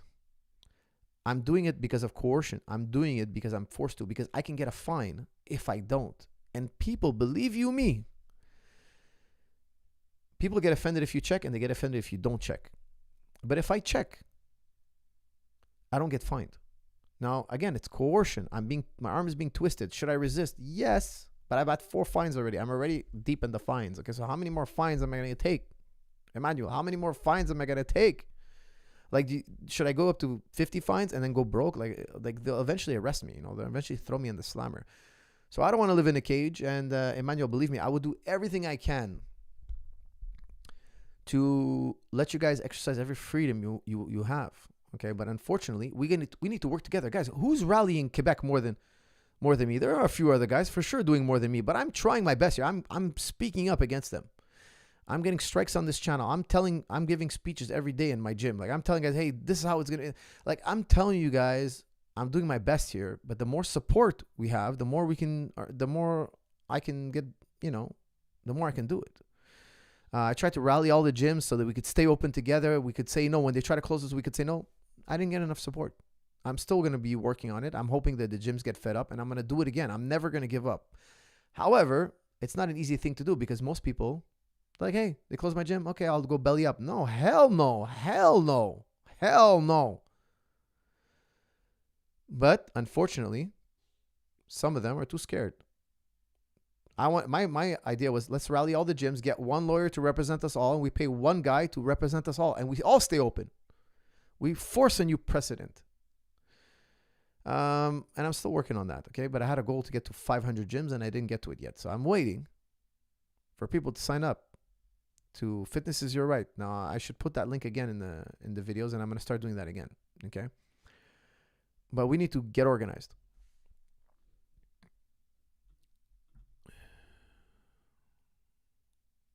I don't have the answer, but shout out to you, Coach. That's from Gutter Grown. Thank you, my brother. I appreciate it. Salam, Coach. Not sure if you can answer this, but why would God create us knowing that many of us will end up suffering in hell? Isn't this unjust? That's from San Khan. Well, that's a narrative, Sam. I like to say that you choose hell. People choose hell. They don't They don't get pushed in hell. They chose hell. That's why we have free will. Now, free will is a topic that I don't know if we want to get into, but I really do believe we are at the same time determined and we have free will. And those two run side by side, and they're not contradictory. Okay, so you have free will, and in my opinion, there's a fork. You either choose God or you inevitably become nihilistic. And I don't care how nice of a life you have. The nicer the life you have, the worse it's going to be when you die, because you have to part with this beautiful life of yours, this great life. The guy who had nothing but suffering in his life, he's actually happy to die. He's actually looking forward to it. Some people are looking forward to death. They're pain and they're suffering, and they're like, hey, I have cancer, I have all this. I can't wait till it's all over. Let death come. Like I'm yearning for death. Now, which one is the worse? Well, it's kind of hard to say. You'd have to live in both to know. But maybe that guy yearning for death, he has that great. Maybe in a way, his experience is better than ours, because he's actually going to feel relieved when it happens. Whereas the one who had a great life is actually going to feel tremendous pain and sorrow. And he's going to, if he's atheist, guys, I don't mean this as an insult to atheists, but all philosophers were trying to find a solution to nihilism. And there is no solution. Okay, now anybody who has a solution, invite me to your podcast. Bring me, entertain me, bring me on. Okay, by the way, guys, we're nearing 100 episodes on this channel, and I want to thank you all for those who stuck with me all these years. I want to start having a lot more guests, and so please leave in the comments who you'd like me to talk to, or what conversation you guys would like me to react to, like we did for Peterson and Harris, and I think everybody enjoyed it. It got a lot of positive reviews, a lot of likes. I want to do that in the future. After 100 episodes, I really want to start bringing on guests on a regular basis. So I'm reviving my Twitter so I can kind of reach out to people and see if they'll come on my show. I now know how to use Vimeo and record a podcast with a guest. I have a new ability now. But back to you were saying, I think that the dilemma is this: if you don't choose God, you end up in hell. Like there's nothing but nihilism, and that nihilism is something that's gonna ring into your ears for eternity. This is my position. Complicated. How did I get there? 20 years of philosophy, talking to very interesting, intelligent people all my life, and reading a lot of ancient books and studying human thought. Now, I'm giving it to in a nutshell. For you, from your standpoint, it shouldn't make sense because you don't have all the steps to how to get there. I'm trying to wrap it up in a nutshell, but that's essentially it. There's nihilism or there's God. There's no other way. And if somebody has a third way, please do invite me. Bring me on your PhD philosophy podcast. Because many people have tried to answer this question and all have failed. All have failed. There is no third way.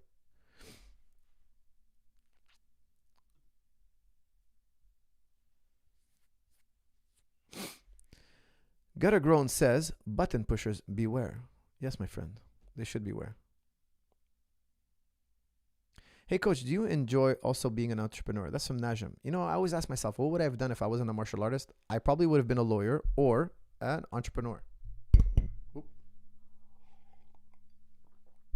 But I'll tell you something. My goal that I never reached, when I was going to university, I said, look, I love fighting, but there's no money in it. So I'm going to make money. I'm going to make tons of money. I'm going to start these passive income businesses.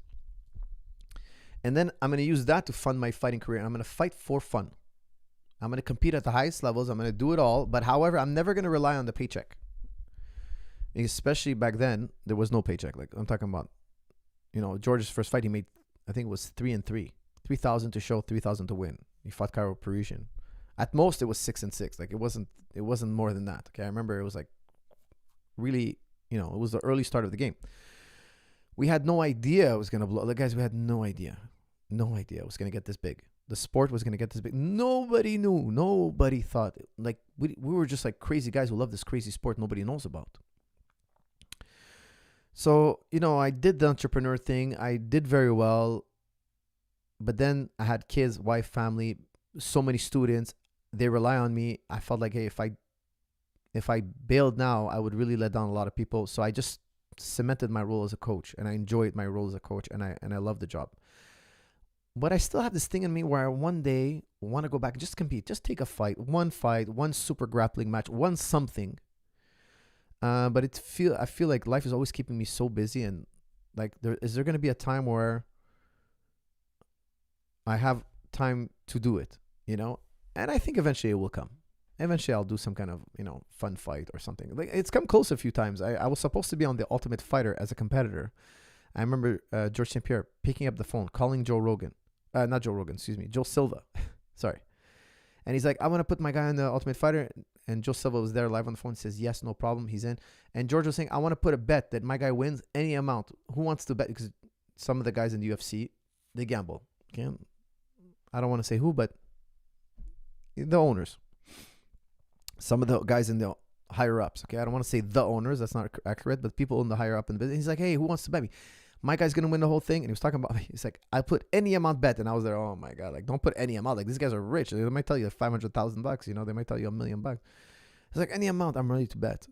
So then we're going through the process. And when they recognized I only had an amateur record and not a professional record, I was 0-0.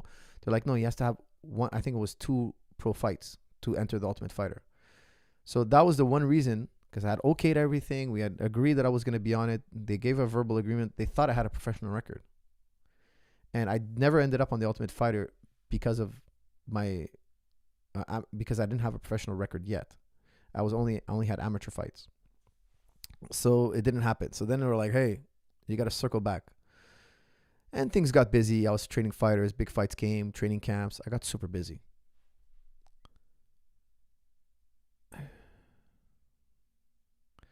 GSP had the best jab ever in the world in all history. That's from MMA history. I would say that's very possible. Hard to say, but he's up there for sure. That's from Guard MMA Highlight and Breakdown.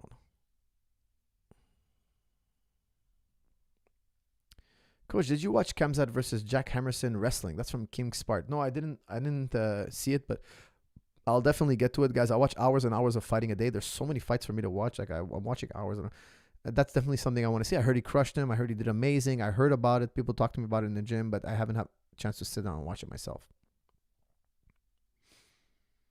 I don't understand why people see mount as a dominant position. That's from DRK. Well, DRK, what I want you to do is go in an MMA gym, ask the guys to mount you and be like, you fools, what do you think you could do for me from mount? And you're going to find out, maybe the hard way, that mount is a very, very dangerous position. It's an absolutely dominant position.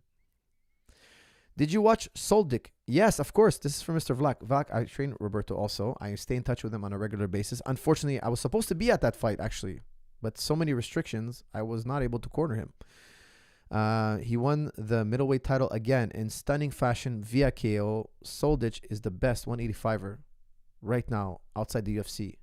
Nobody can beat him. And he belongs in the UFC. And it's going to be a matter of time before he comes to the UFC and shows the world how great he is. And I still think even he could do 205. So, guys, he's crushing. He's crushing everybody. And I was supposed to be at that fight. Travel restrictions didn't allow me to go. But I'm a huge fan of Roberto. He's been coming to train at Tristar for years. Before the pandemic, I would have him in the gym all the time. I've been to Germany to train with them as well. I love Roberto. He's the man. He's family to me. So congratulations to Roberto on his big win.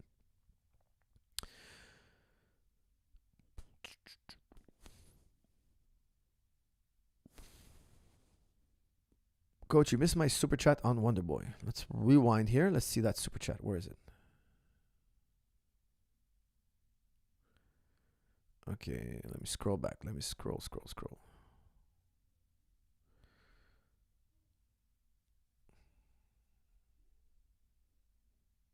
Coach, what do you think happens to Wonderboy? Can he recover from those fights? What do you think he is lacking, and how could he fix his holes? That's from PLN. Listen, you know me, I go way back with Wonderboy. We trained together back in the day. Okay, I love Wonderboy. He's like family to me. He's literally lived in my house for months. Okay, like I love the guy. Him, his father, his whole family. They're just beautiful people, fantastic people. Congratulations to Bilal Muhammad, another person I really like. Also, 2 great human beings, guys, competing in the cage. 2 beautiful human beings. Also, Bilal's also trained with me. And I stay in touch with him every so often. He's a great human being, great guy. I was watching him fight, commentating his fights in Titan, like before he was a UFC star. Like, he's such a great guy. I know him from back in the day. Like, he's incredible. And it was Bilal's time. It's just Bilal is peaking. Bilal is reaching. And Wonderboy's, he's been in so many fights. Don't forget, he had 67 fights before he got in UFC. Professional fights. Forget all the thousands of karate fights he had. So I think maybe, I don't want to speak for him. I don't know this, but sometimes maybe you don't prep as much because you've done so much fighting. You're like, I'm ready. Sometimes it's like that. Maybe I don't want to say that's the case. Maybe there was something else. Maybe because I know Wonderboy can fight. Like I know he could do amazing against anybody. I would put Wonderboy against anybody. I trust his game against anybody. However, he had a bad fight. It's gonna happen, guys. He's had hundreds of fights. If you count his amateur career, the guy's had hundreds of fights. He's been pristine. He's been brilliant. I'll use the word genius without any hesitation. But look, he just lost the fight. He's gonna go back. He's gonna reformulate. He's gonna fix things he needs to do. He's been around the fight game so long. He'll figure it out. He's smarter than the problem is, than how big the problem is, and he'll come back better, stronger, faster, and more impressive than ever. And of course, if he ever comes to Canada, I'll be a joy to train him. For me, I consider Steven family. What are your thoughts on total stock market index funds versus real estate versus cryptocurrency as investments? That's from Joe. Well, Joe, I love crypto. You guys know me. I'm a crypto nut. I get a lot of offers for sponsorship. I never take a sponsorship I don't believe in. Like if I don't trust that, if I don't love that product, I don't take it. And I get emails all the time. People want to offer me a sponsorship deal. Guys, I will have sponsors in the future only if it's something I really believe in. And one of my future sponsors that's coming up is going to be a cryptocurrency sponsor. And because I buy and hold and believe in that crypto, and I'm a huge believer in the company, and I think it's going places. And look, I'm not an expert in real estate. Even though my cousin's in real estate and I trust he tells me that you should do this, you should do that. I trust his opinion. I don't put index funds. I'm not an expert in that, even though my brother is an expert in that and he does it and I trust his word. I just have a passion and I trust that crypto is the future. Why? Well, you guys, I hope you guys listened to my podcast with Michael Saylor. I had it on this channel, my first guest ever, which was a treat. If you guys don't know what cryptocurrency is, check that video out. I think he's a brilliant guy. He's the biggest Bitcoin holder in the world now, from what I understand. He's either first or second, but I think now he's first. I think he's breached to first. Besides Satoshi, of course, but that's another story. Okay. Why is cryptocurrency the best? I think cryptocurrency, a lot of it is gonna die. It's gonna go to zero, but the winners are gonna be so big. They're gonna win so well that it's the future. I love smart contracts. I love the idea of decentralized information. Think about every country that has an untrustworthy government. Like, for instance, I'm Lebanese. I come from Lebanon. My parents were born in Lebanon. I'm born in this country. I hear the horror stories of what's going on back home, back in my parents' home country. 80% inflation. 80%. If you had $100,000 in your account, it's now it has the buying power of 20%. $20,000. Your money is now weaker than ever. Here in Canada, we have record high inflation. It's coming. Higher and higher inflations. Some people are calling it just inflation, like Justin Trudeau. He created all this inflation, printing all this money. If I was living in Lebanon right now and I had all the cryptocurrency, I wouldn't be worried. No, it doesn't harm my crypto at all. I can go and buy and sell. I can trade my crypto for US dollars. I can go in over 200 countries, well, I would say almost any country in the world, almost, and cash in my crypto. Like, my crypto assets would not be harmed. Now, if I had $1 million in cash, I'd be freaking out. I'd be like, hey, wait a second, my $1 million is gone? But if I had $1 million in crypto, that crypto's sitting pretty. Now, there is fluctuations to crypto. Crypto has dipped 80% in the past, guys. Like, you gotta be aware of this. There are dangers to crypto, but the thing is, crypto seems to never die. They call Bitcoin the honey badger. It gets knocked down, it comes back up. If it was a bubble, why does it keep coming back up? Bubbles pop and they never go back up. Like, people say, oh, it's a tulip bubble, the Bitcoin bubble. The Bitcoin bubble is the same as the tulip bubble. No, it's not. When the tulip bubble crashed, that's another story for another day, but the tulip bubble, there was a time where tulips were so powerful, so in demand. People were buying tulip futures, so to say. Okay, like they were buying the future tulips that would come in. Like, it was insane, and they were selling the futures to other people. So, you bought the rights to a tulip, you had a contract, you would sell it to another guy for more money. And that guy would buy it because he thought he was going to sell it to another guy for even more money. And eventually it all crashed. If Bitcoin is a bubble, bubbles when they crash, they never come back to life. Bitcoin is different. Bitcoin crashes, comes back up. Bitcoin crashes, comes back up. It just doesn't stop. Me, when it crashes, I just buy more. I wait 6 months, 1 year, and all of a sudden I'm richer than ever. It's a question of 4-year cycles and patience. I never put money in crypto that I'm not willing to lose. I never, repeat this to yourself if you get into crypto. Never put money you're not willing to lose. When you go into crypto, are you putting that money and you're willing to wait 4 years? If you're not willing to wait 4 years, don't put that money. Don't put that money in Bitcoin. If you're not willing to wait 4 years, I'm going to repeat it again, so nobody tells me, hey, coach, I listened to you and I lost money. I really don't want to see you guys lose money. I don't want to see anybody out there lose 1 penny. You put money you're willing to lose, and you're willing money that you don't need for the next 4 years. There's nobody in Bitcoin history that ever put money in Bitcoin and waited 4 years and didn't make money. They 10x their money easily. Okay? Some people think Bitcoin's going to go to $1 million. I'm one of those people. I think Bitcoin goes to $1 million. Now, I could be wrong. I could be wrong, guys. It could go to 100,000, go back down, come back up to 100, and never pass 100,000. For some reason, there's a psychological lock, and people are not willing to pay more than 100,000. I think that's possible. Why do I buy Bitcoin? Am I buying Bitcoin because I think I'm going to unload it on somebody? I'm never going to sell my Bitcoin. Guys, I will never sell my Bitcoin. I will never sell it. Never. Why? I will borrow against it, or I'll go in the grave and hand it down to my children. But I will never sell my Bitcoin. I'll tell you why. It's like selling the Mona Lisa. Bitcoin will never be repeated again. You can copy Bitcoin tomorrow, but it will never be the first Mona Lisa. Like, I can give you a perfect copy of the Mona Lisa, and it's identical to the original. Imagine I can make a Mona Lisa that even experts couldn't tell the difference between the original and the copy. That copy wouldn't be worth anything. Why? It doesn't come with the context. The Mona Lisa, imagine you didn't know anything about Leonardo da Vinci. Imagine you didn't know it was the world's most famous painting. Imagine you were at a garage sale and you saw the Mona Lisa and there was no context behind it. There's no story behind Mona Lisa. And I try to sell you that painting for $20. 99% of you wouldn't want it. 99% of you out there will be like, no, thanks, man. That's a creepy chick on my wall. I don't want her.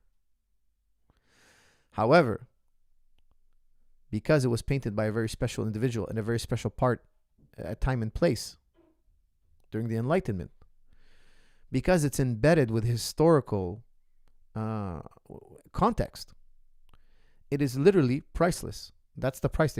How would you appraise the Mona Lisa? They say it's priceless. Bitcoin has no intrinsic value, in my opinion. Some people say that. I don't think it does. There's no use for Bitcoin. You can't do anything with Bitcoin. You can't start your car with it. You can't build anything with it. You can build NFTs on top now, or not. That's irrelevant. It's there's so much better technology. Bitcoin is special because it made history. It's the first cryptocurrency. It's the first. So for that reason, I don't think it ever goes to zero, because somebody's going to want that relic from time that disrupted the market. All the cryptocurrencies I buy after Bitcoin, they all have to have utility, meaning I could use them for something. Like, for instance, Ethereum. People can use Ethereum to build apps, smart contracts. They're going to do things with Ethereum they never imagined. In the future, there's going to be uses for Ethereum today we have not imagined yet. Ethereum has utility. Price should reflect. Sorry, guys, my Siri is running amok. Price should reflect utility. This is something I really believe. So I don't want to get too much into that, but it should be useful for something. I should be able to use it for something, okay? Bitcoin is valuable, number one, because of its network, and number two, because it's a relic in history. It's the original. The technology is super important. It's super resilient. According to Michael Saylor, it can't be killed. I'm personally not 100% convinced. But according to him, it can't be killed. I believe it's the network effect. Think about a cell phone. The more people have cell phones, the more cell phones are wanted. Why? Because imagine only 1% of the population had cell phones. There's not many people you can call. You still have to go to your neighbor's house and see. I shouldn't say cell phone. I should say telephones. All telephones, cell phones and landlines. Imagine there was only 1% of the population. Well, if you want to talk to your neighbor, he doesn't have a phone. You have to walk over and talk to him. How about if 99% of people have a phone or a cell phone? Now you have to have one. If you don't have one, you can't keep up with the speed of business. Imagine trying to run your business today with pen and paper, not using email. You want to talk to your creditors, you're going to write them a letter. Nobody will do business with you if you're doing a handwritten letter or a typed letter, a typewriter. No. Email me, man. Email me. You want to do business with me? It's text, email, phone call. Nobody uses written letter anymore. That's insane. Of course, big business, they mass email, but I'm talking about like medium, small, even big business. I don't like it when they send me email. I hate the process. I want it in my emails. I want to wake up and say, oh, my telephone bill is due. That's the email. I push a button. I paid it. That's it. I don't want to open a letter. I don't want to go to the mailbox, etc. These things are going to die over time. Bitcoin is the last and only, in my opinion, cryptocurrency that truly has value for the next 100, 200, 500 years because it's a relic. It has a context. And also, people are adopting Bitcoin at the speed of cell phone adoption. That is massive. Smartphones are getting adopted at a certain rate, and cryptocurrency / Bitcoin is getting adopted at the same rate. Now, why is that special? Think about it. Imagine you're a person in El Salvador and you have a crazy, incredible talent. I don't know what you do. Maybe you're a great cook. Maybe you're a funny comedian. Maybe you do fitness. You have a special take on fitness. Maybe you're an incredible mathematician. Maybe whatever. Maybe you sew very well. Maybe you trained your dog and you taught him crazy dog tricks and you're going to show the world. All you need is a cell phone and you have a bank account. You know, over 75% of people in El Salvador don't have a bank account. You can't get a bank account. It's too difficult. Okay, well, if you have a cell phone, you just download an app. Now you have a bank account. Well, you can get on YouTube. You can post your talents. You can share your talents with the world and people can send you money. You can now network with the rest of the world. You can now sell and receive, buy and receive, sell and buy and sell.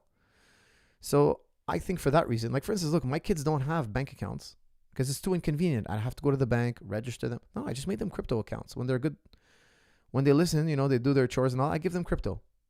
That's it. I give them crypto. When they're older, that crypto is going to be worth a lot more than the fiat I would have gave them in the little bank accounts. Okay. So that's my answer to you guys. I'm more focused on crypto than anything else.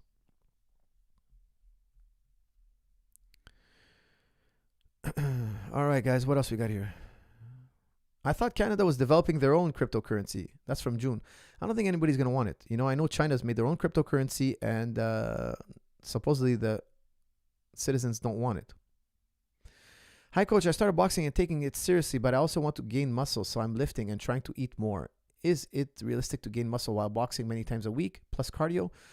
That's from Danny Farah. Well, I think it is very reasonable, yes, but focus on deadlifting and squatting once a week.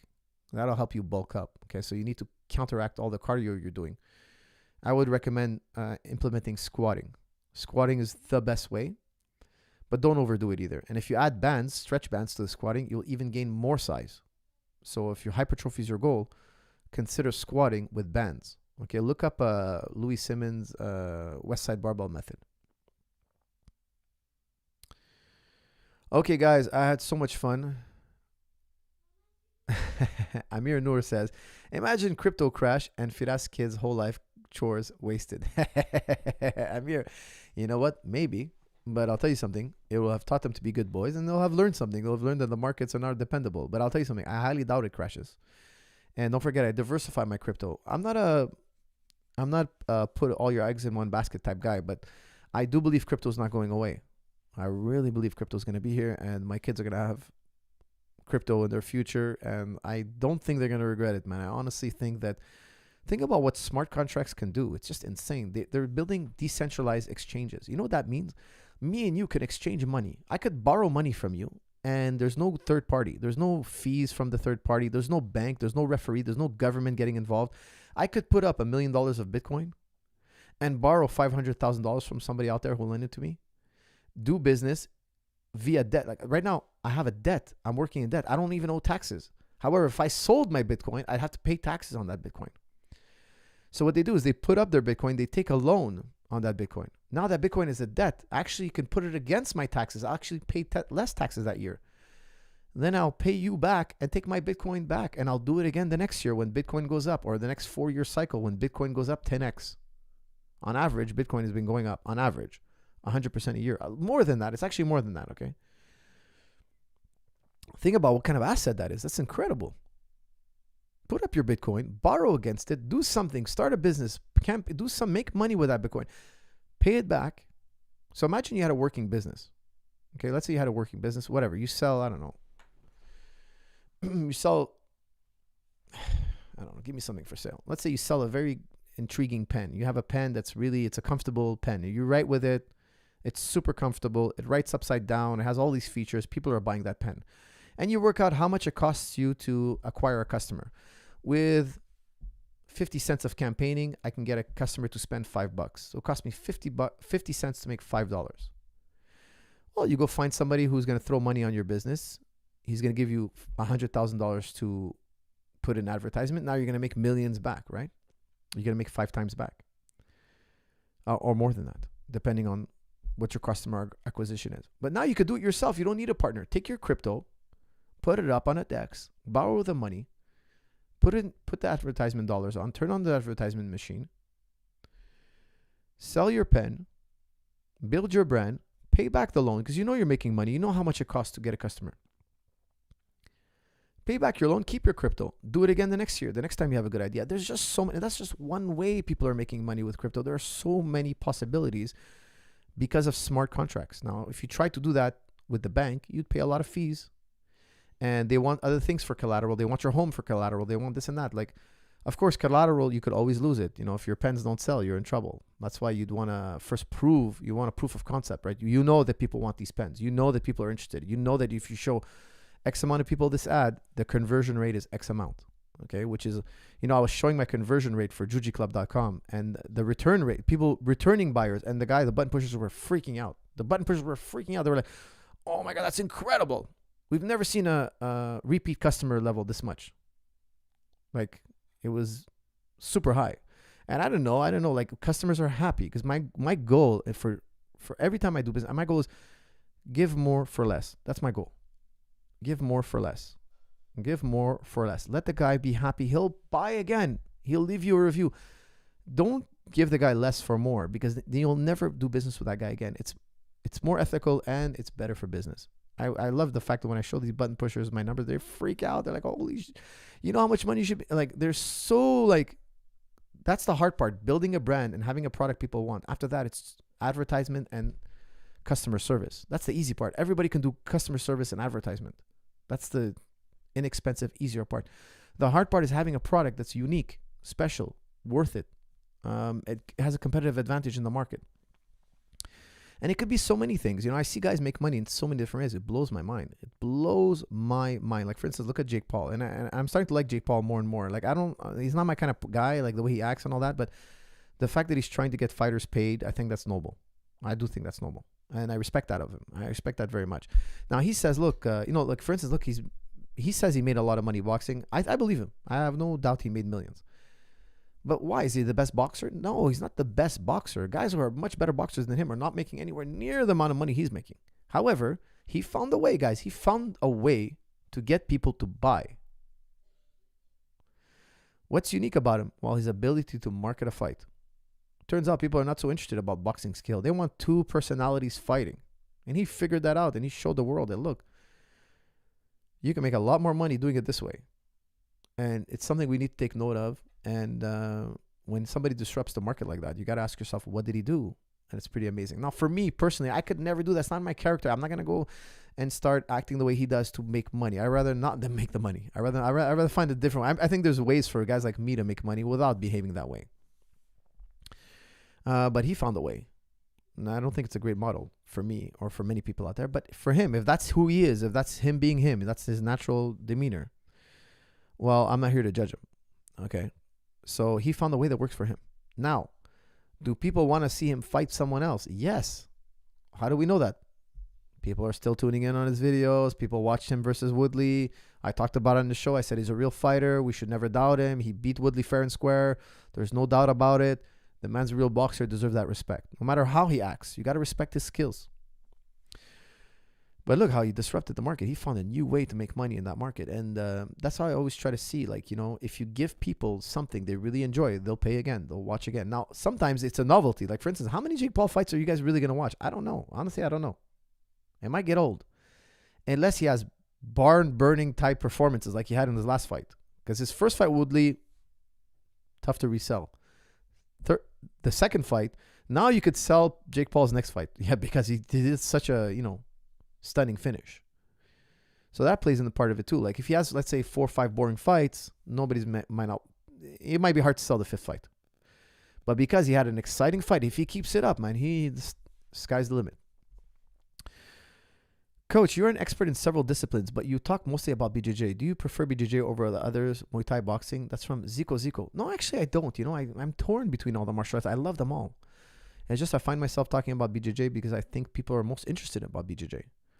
And, you know, the numbers don't lie. You know, I do videos on striking and people want the BJJ videos. But I think there's also a huge market for striking. I'm going to be doing... The next video I might be doing is bag workout. Just because it's something I do, is something I strongly believe in. I think everybody should be doing bag workout because for cardio, you don't want to just do your musculature. You want to train also your cardiovascular system. I'm going to do a whole workout on that. It's coming down the pipeline. It's going to happen. Maybe it's the next video. Maybe it's not. It might be another grappling video. I'm not sure. But guys, numbers don't lie. Jiu-Jitsu videos, that's what people want to see. So I give the people what they want. You know, I talk about most questions I get is about BJJ. Or I should say MMA, then BJJ. Okay, but I should talk more about Muay Thai and wrestling and boxing, of course.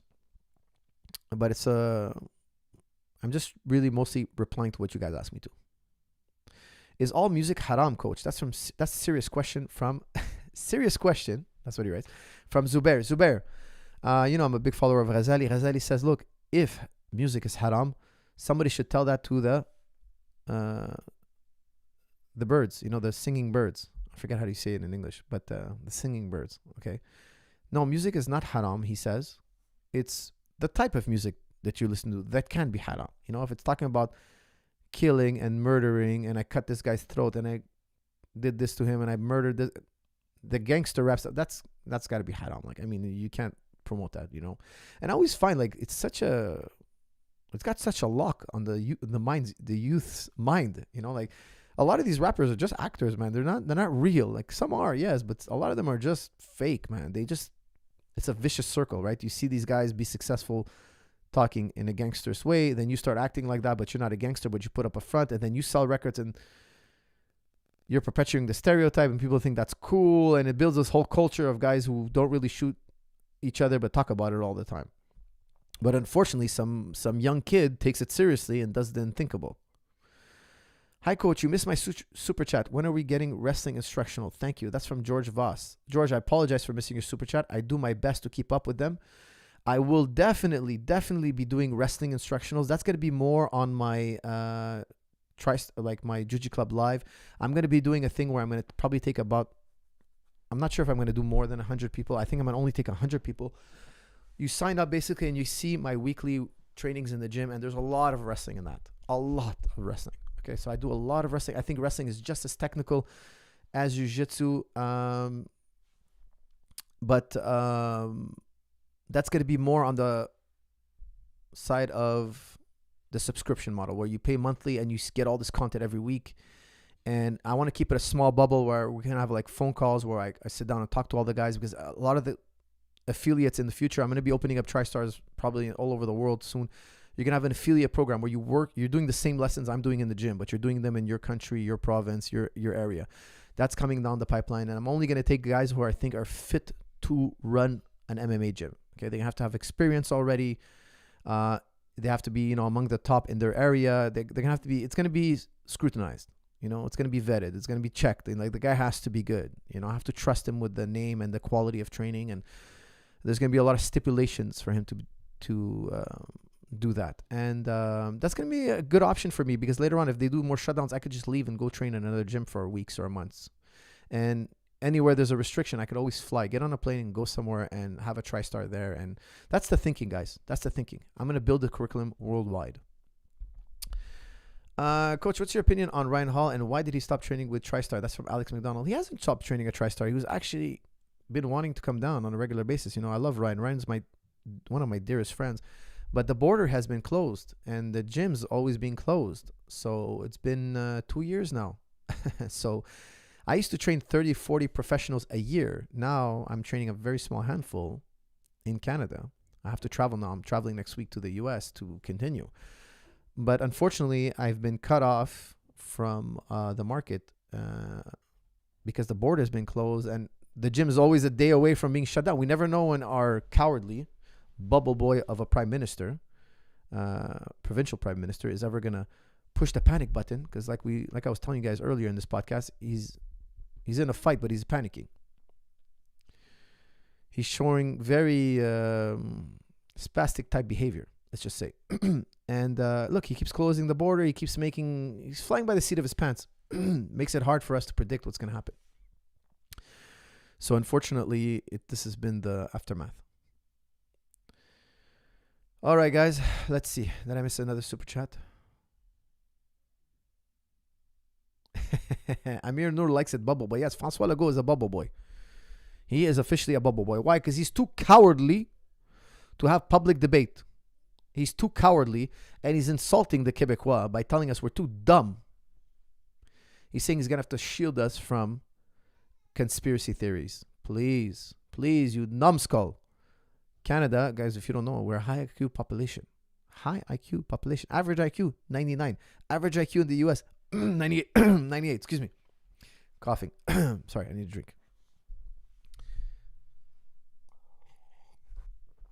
Okay, guys, we know Americans are brilliant. They're super intelligent people. By and large, Americans have some of the most fascinating minds ever. Okay, I got you. I was just a joke. Okay, it was a little dig at you guys. All right, love, respect. It was just a little dig, a little joke. But it's true. We do have a 99 on average. Okay, and I know 99 is not but that's average, guys. That's average. We're educated. Don't forget, education is free. Not almost free. Almost. It's not free, but it's really much cheaper than you guys. So we have a lot of educated people in Quebec. We can understand. We can tell the difference between a conspiracy theory and expert's opinion. Okay, we're not that dumb. He's just copping out. He's too scared to debate. He's a cowardly lion. He's a bubble boy. What else we got? Okay, I gotta put a guy in timeout. Excuse me. I don't know why, guys. It must be like a 12-year-old kid or something. Where is the mod? Yeah, look, BB, you are the new mod. You are the moderator. Anyways, I'm ending this soon. BB, rule the chat room with an iron fist. If somebody trolls, he should be executed. Okay? Make sure they execute. What else we got here? Coach, do a how to maintain mount video. That's from DRK. Yeah, for sure. There's going to be a control freak mount video coming soon. It's got to happen. It's only a matter of time.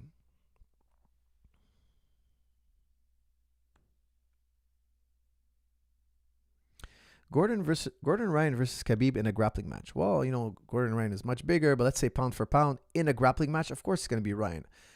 MMA and Jiu-Jitsu is not the same, guys. In an MMA fight, Khabib all day long. In a grappling fight, Gordon all day long. That's his sport. Even if Gordon gets his guard passed, so what? He's going to find his way back to a submission sooner or later, okay? But if we're talking about grappling with punches, strikes, Khabib's going to win. Like, that's his domain. Salam for us. What's the next upcoming MMA fighter we should look out for? That's from Bashiro. Guys, I always say I never answer those questions because if I answer, somebody gets angry with me. So I always say everybody. I trust in all the fighters and I will back them all up. I never single any out because think about all the guys you didn't mention, right? They're going to get pissed off with me. Coach, how to eat healthy when your parents don't want to? That's from Amir.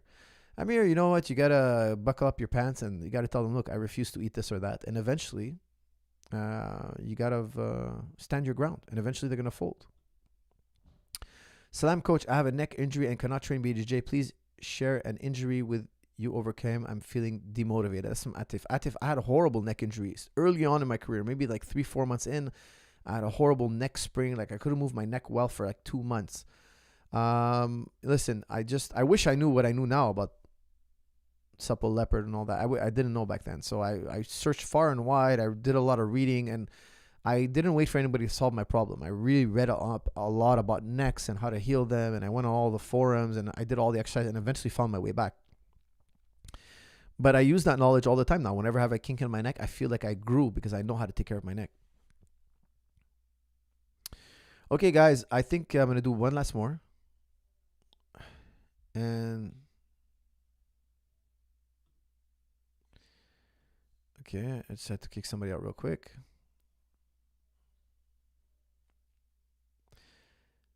Coach, I bought all your courses. Any tips on how to approach them? That's from Cato.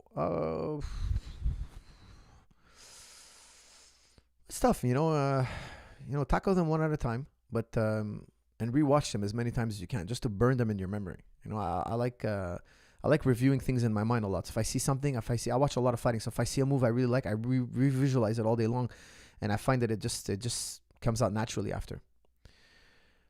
Any of your unreleased mental seminars available for purchase? No, unfortunately, I'm a wolf. No, sorry.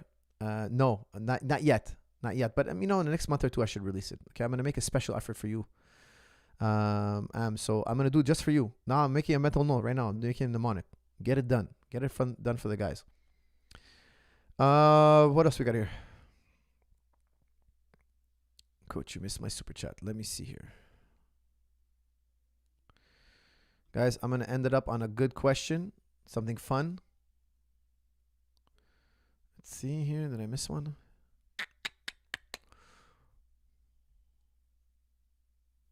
No, I don't think I missed it.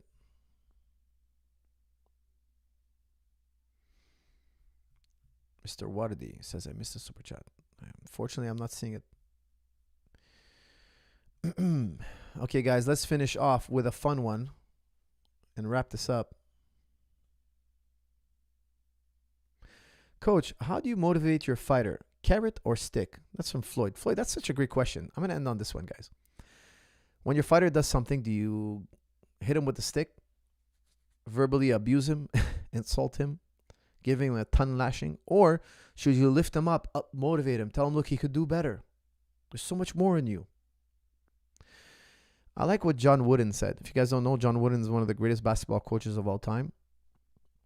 And he says, look, if your life is a bowl of shit, I put whipped cream in your bowl. If your life is a bowl of whipped cream, I put shit in your bowl. And I find it such a great saying, because if your whole life you've been fed with a silver spoon and somebody comes along and he's training you and he gives you a little shit, you respond well to that. Why? Because now it makes that whipped cream taste better. Why? Because you don't want that shit in your whipped cream bowl. Once it's out, you can enjoy that whipped cream again. Whipped cream on whipped cream on whipped cream. You can't taste the sweetness of the whipped cream anymore. It's kind of like always eating. You're never hungry. Well, you don't know. You're never enjoying a meal like a guy who's on a desert island and gets off that desert island and now he's got water, rice, a burger, whatever. He's tasting that food for the first time again, and he's enjoying it at a much higher degree. The more you desire something, the more you're suffering for something, the thirstier you are, the hungrier you are, the more satisfaction you're going to get. So if your whole life is whipped cream and I put whipped cream, I'm just killing you. So he says he found that, look, I need to give them what contrasts with their experience. So first he has to get to know you. Now, if your whole life is a bowl of shit, and guys, I'm using his words, typically I try to use a different type of language. He says, I put whipped cream. Now, wow, I got whipped cream for the first time. You're going to get more out of that athlete. Why? You're giving him something he truly craves. I found that it's true. Once upon a time, I read this study on fighter pilots where the fighter pilots went through a test and then they gave them positive reinforcement. And then they did a test again and they gave them negative reinforcement, and they found that positive and negative reinforcement did better than no enforcement. So they said, look, it's just about feedback. And I think that makes sense. But then John Wooden took it to a higher level, in my opinion. He said, look, it's not just feedback. Feedback, yes. But also the type of feedback depends on the individual. So sometimes I use the carrot, sometimes I use the stick, depending on the individual. But get to know the individual well. Make sure you have a good rapport, especially if you're going to use stick. And I personally think you shouldn't use stick, or use stick very sparingly. And again, I'm saying this figuratively, not literally a stick, guys. We're not using literal sticks here. We're talking about like, giving somebody a tongue lashing, you're getting upset with them for not knowing something that they should know. And I do find myself doing that sometimes with kids, but I'm talking strictly with kids, generally uplifting, be uplifting. So I always say there's two commands you give to children. By the way, guys, I'm working on a child's program that's going to come out soon as well. I got lots of digital time now. They imprisoned me. I got lots of time to come up with digital content. Who knows? Maybe it's for the best. Well, I believe it's for the best. And everything that happens in life is for the best. But I digress. When it comes to kids, there are two commands you should follow. One, praise. You should praise them. Good job. You did amazing. Good job. You got it right. Good job. That was excellent. Or, I wouldn't even call it constructive criticism. I wouldn't call it that. But constructive feedback. We got to try again. You got to try to do this a little bit better. It needs work. And then I'm going to be specific. So let's say I was showing him, I don't know, a butterfly guard sweep. I'll say, okay, good. But you're lifting you got to lift your hook a little higher. It needs work. Let's say I'm showing them how to break a collar grip. I'm going to say, okay, you need to wrap your umbrella grip tighter. You need to get your thumbs in deeper. It needs more work. Keep working it. It needs more work. You're on your way to getting the good job. That was great. You're on your way. There is no third command. I teach my instructors there's no third command. There's two ways. There's praise and there's constructive feedback. That's it. Now, does that work with adults? I find not so much. Because, I've known trainers that only say positive things all the time. And the problem with that is adults, they're like, hey, this guy's going to blow smoke up my you-know-what. Like, I don't want him in the practice room, this guy. Let's say we're a team of coaches. At one point, they get fed up with that guy because he's my hype man. I don't want a hype man. I lost my last fight. He told me I was doing amazing, and then I lost. He didn't tell me, hey, I was dropping my hand. He didn't tell me, hey, I'm not blocking enough. Like, I didn't realize I was getting kicked several times in practice. Now I'm going back. I'm realizing, hey, I lost the fight because the guy kicked me in the leg too many times. And then when I go back, I was getting kicked, but because it was with a shin pad, I wasn't feeling it. Or I was I was taking it because the guy was not kicking as hard because it's practice. And they go back and they realize, hey, this guy wasn't there to be honest with me. And therefore, I find that you get a different reaction. Now, what if you use constructive feedback and you tell them, hey, your leg kicks need more work? True, but adults can take more. They're not as fragile.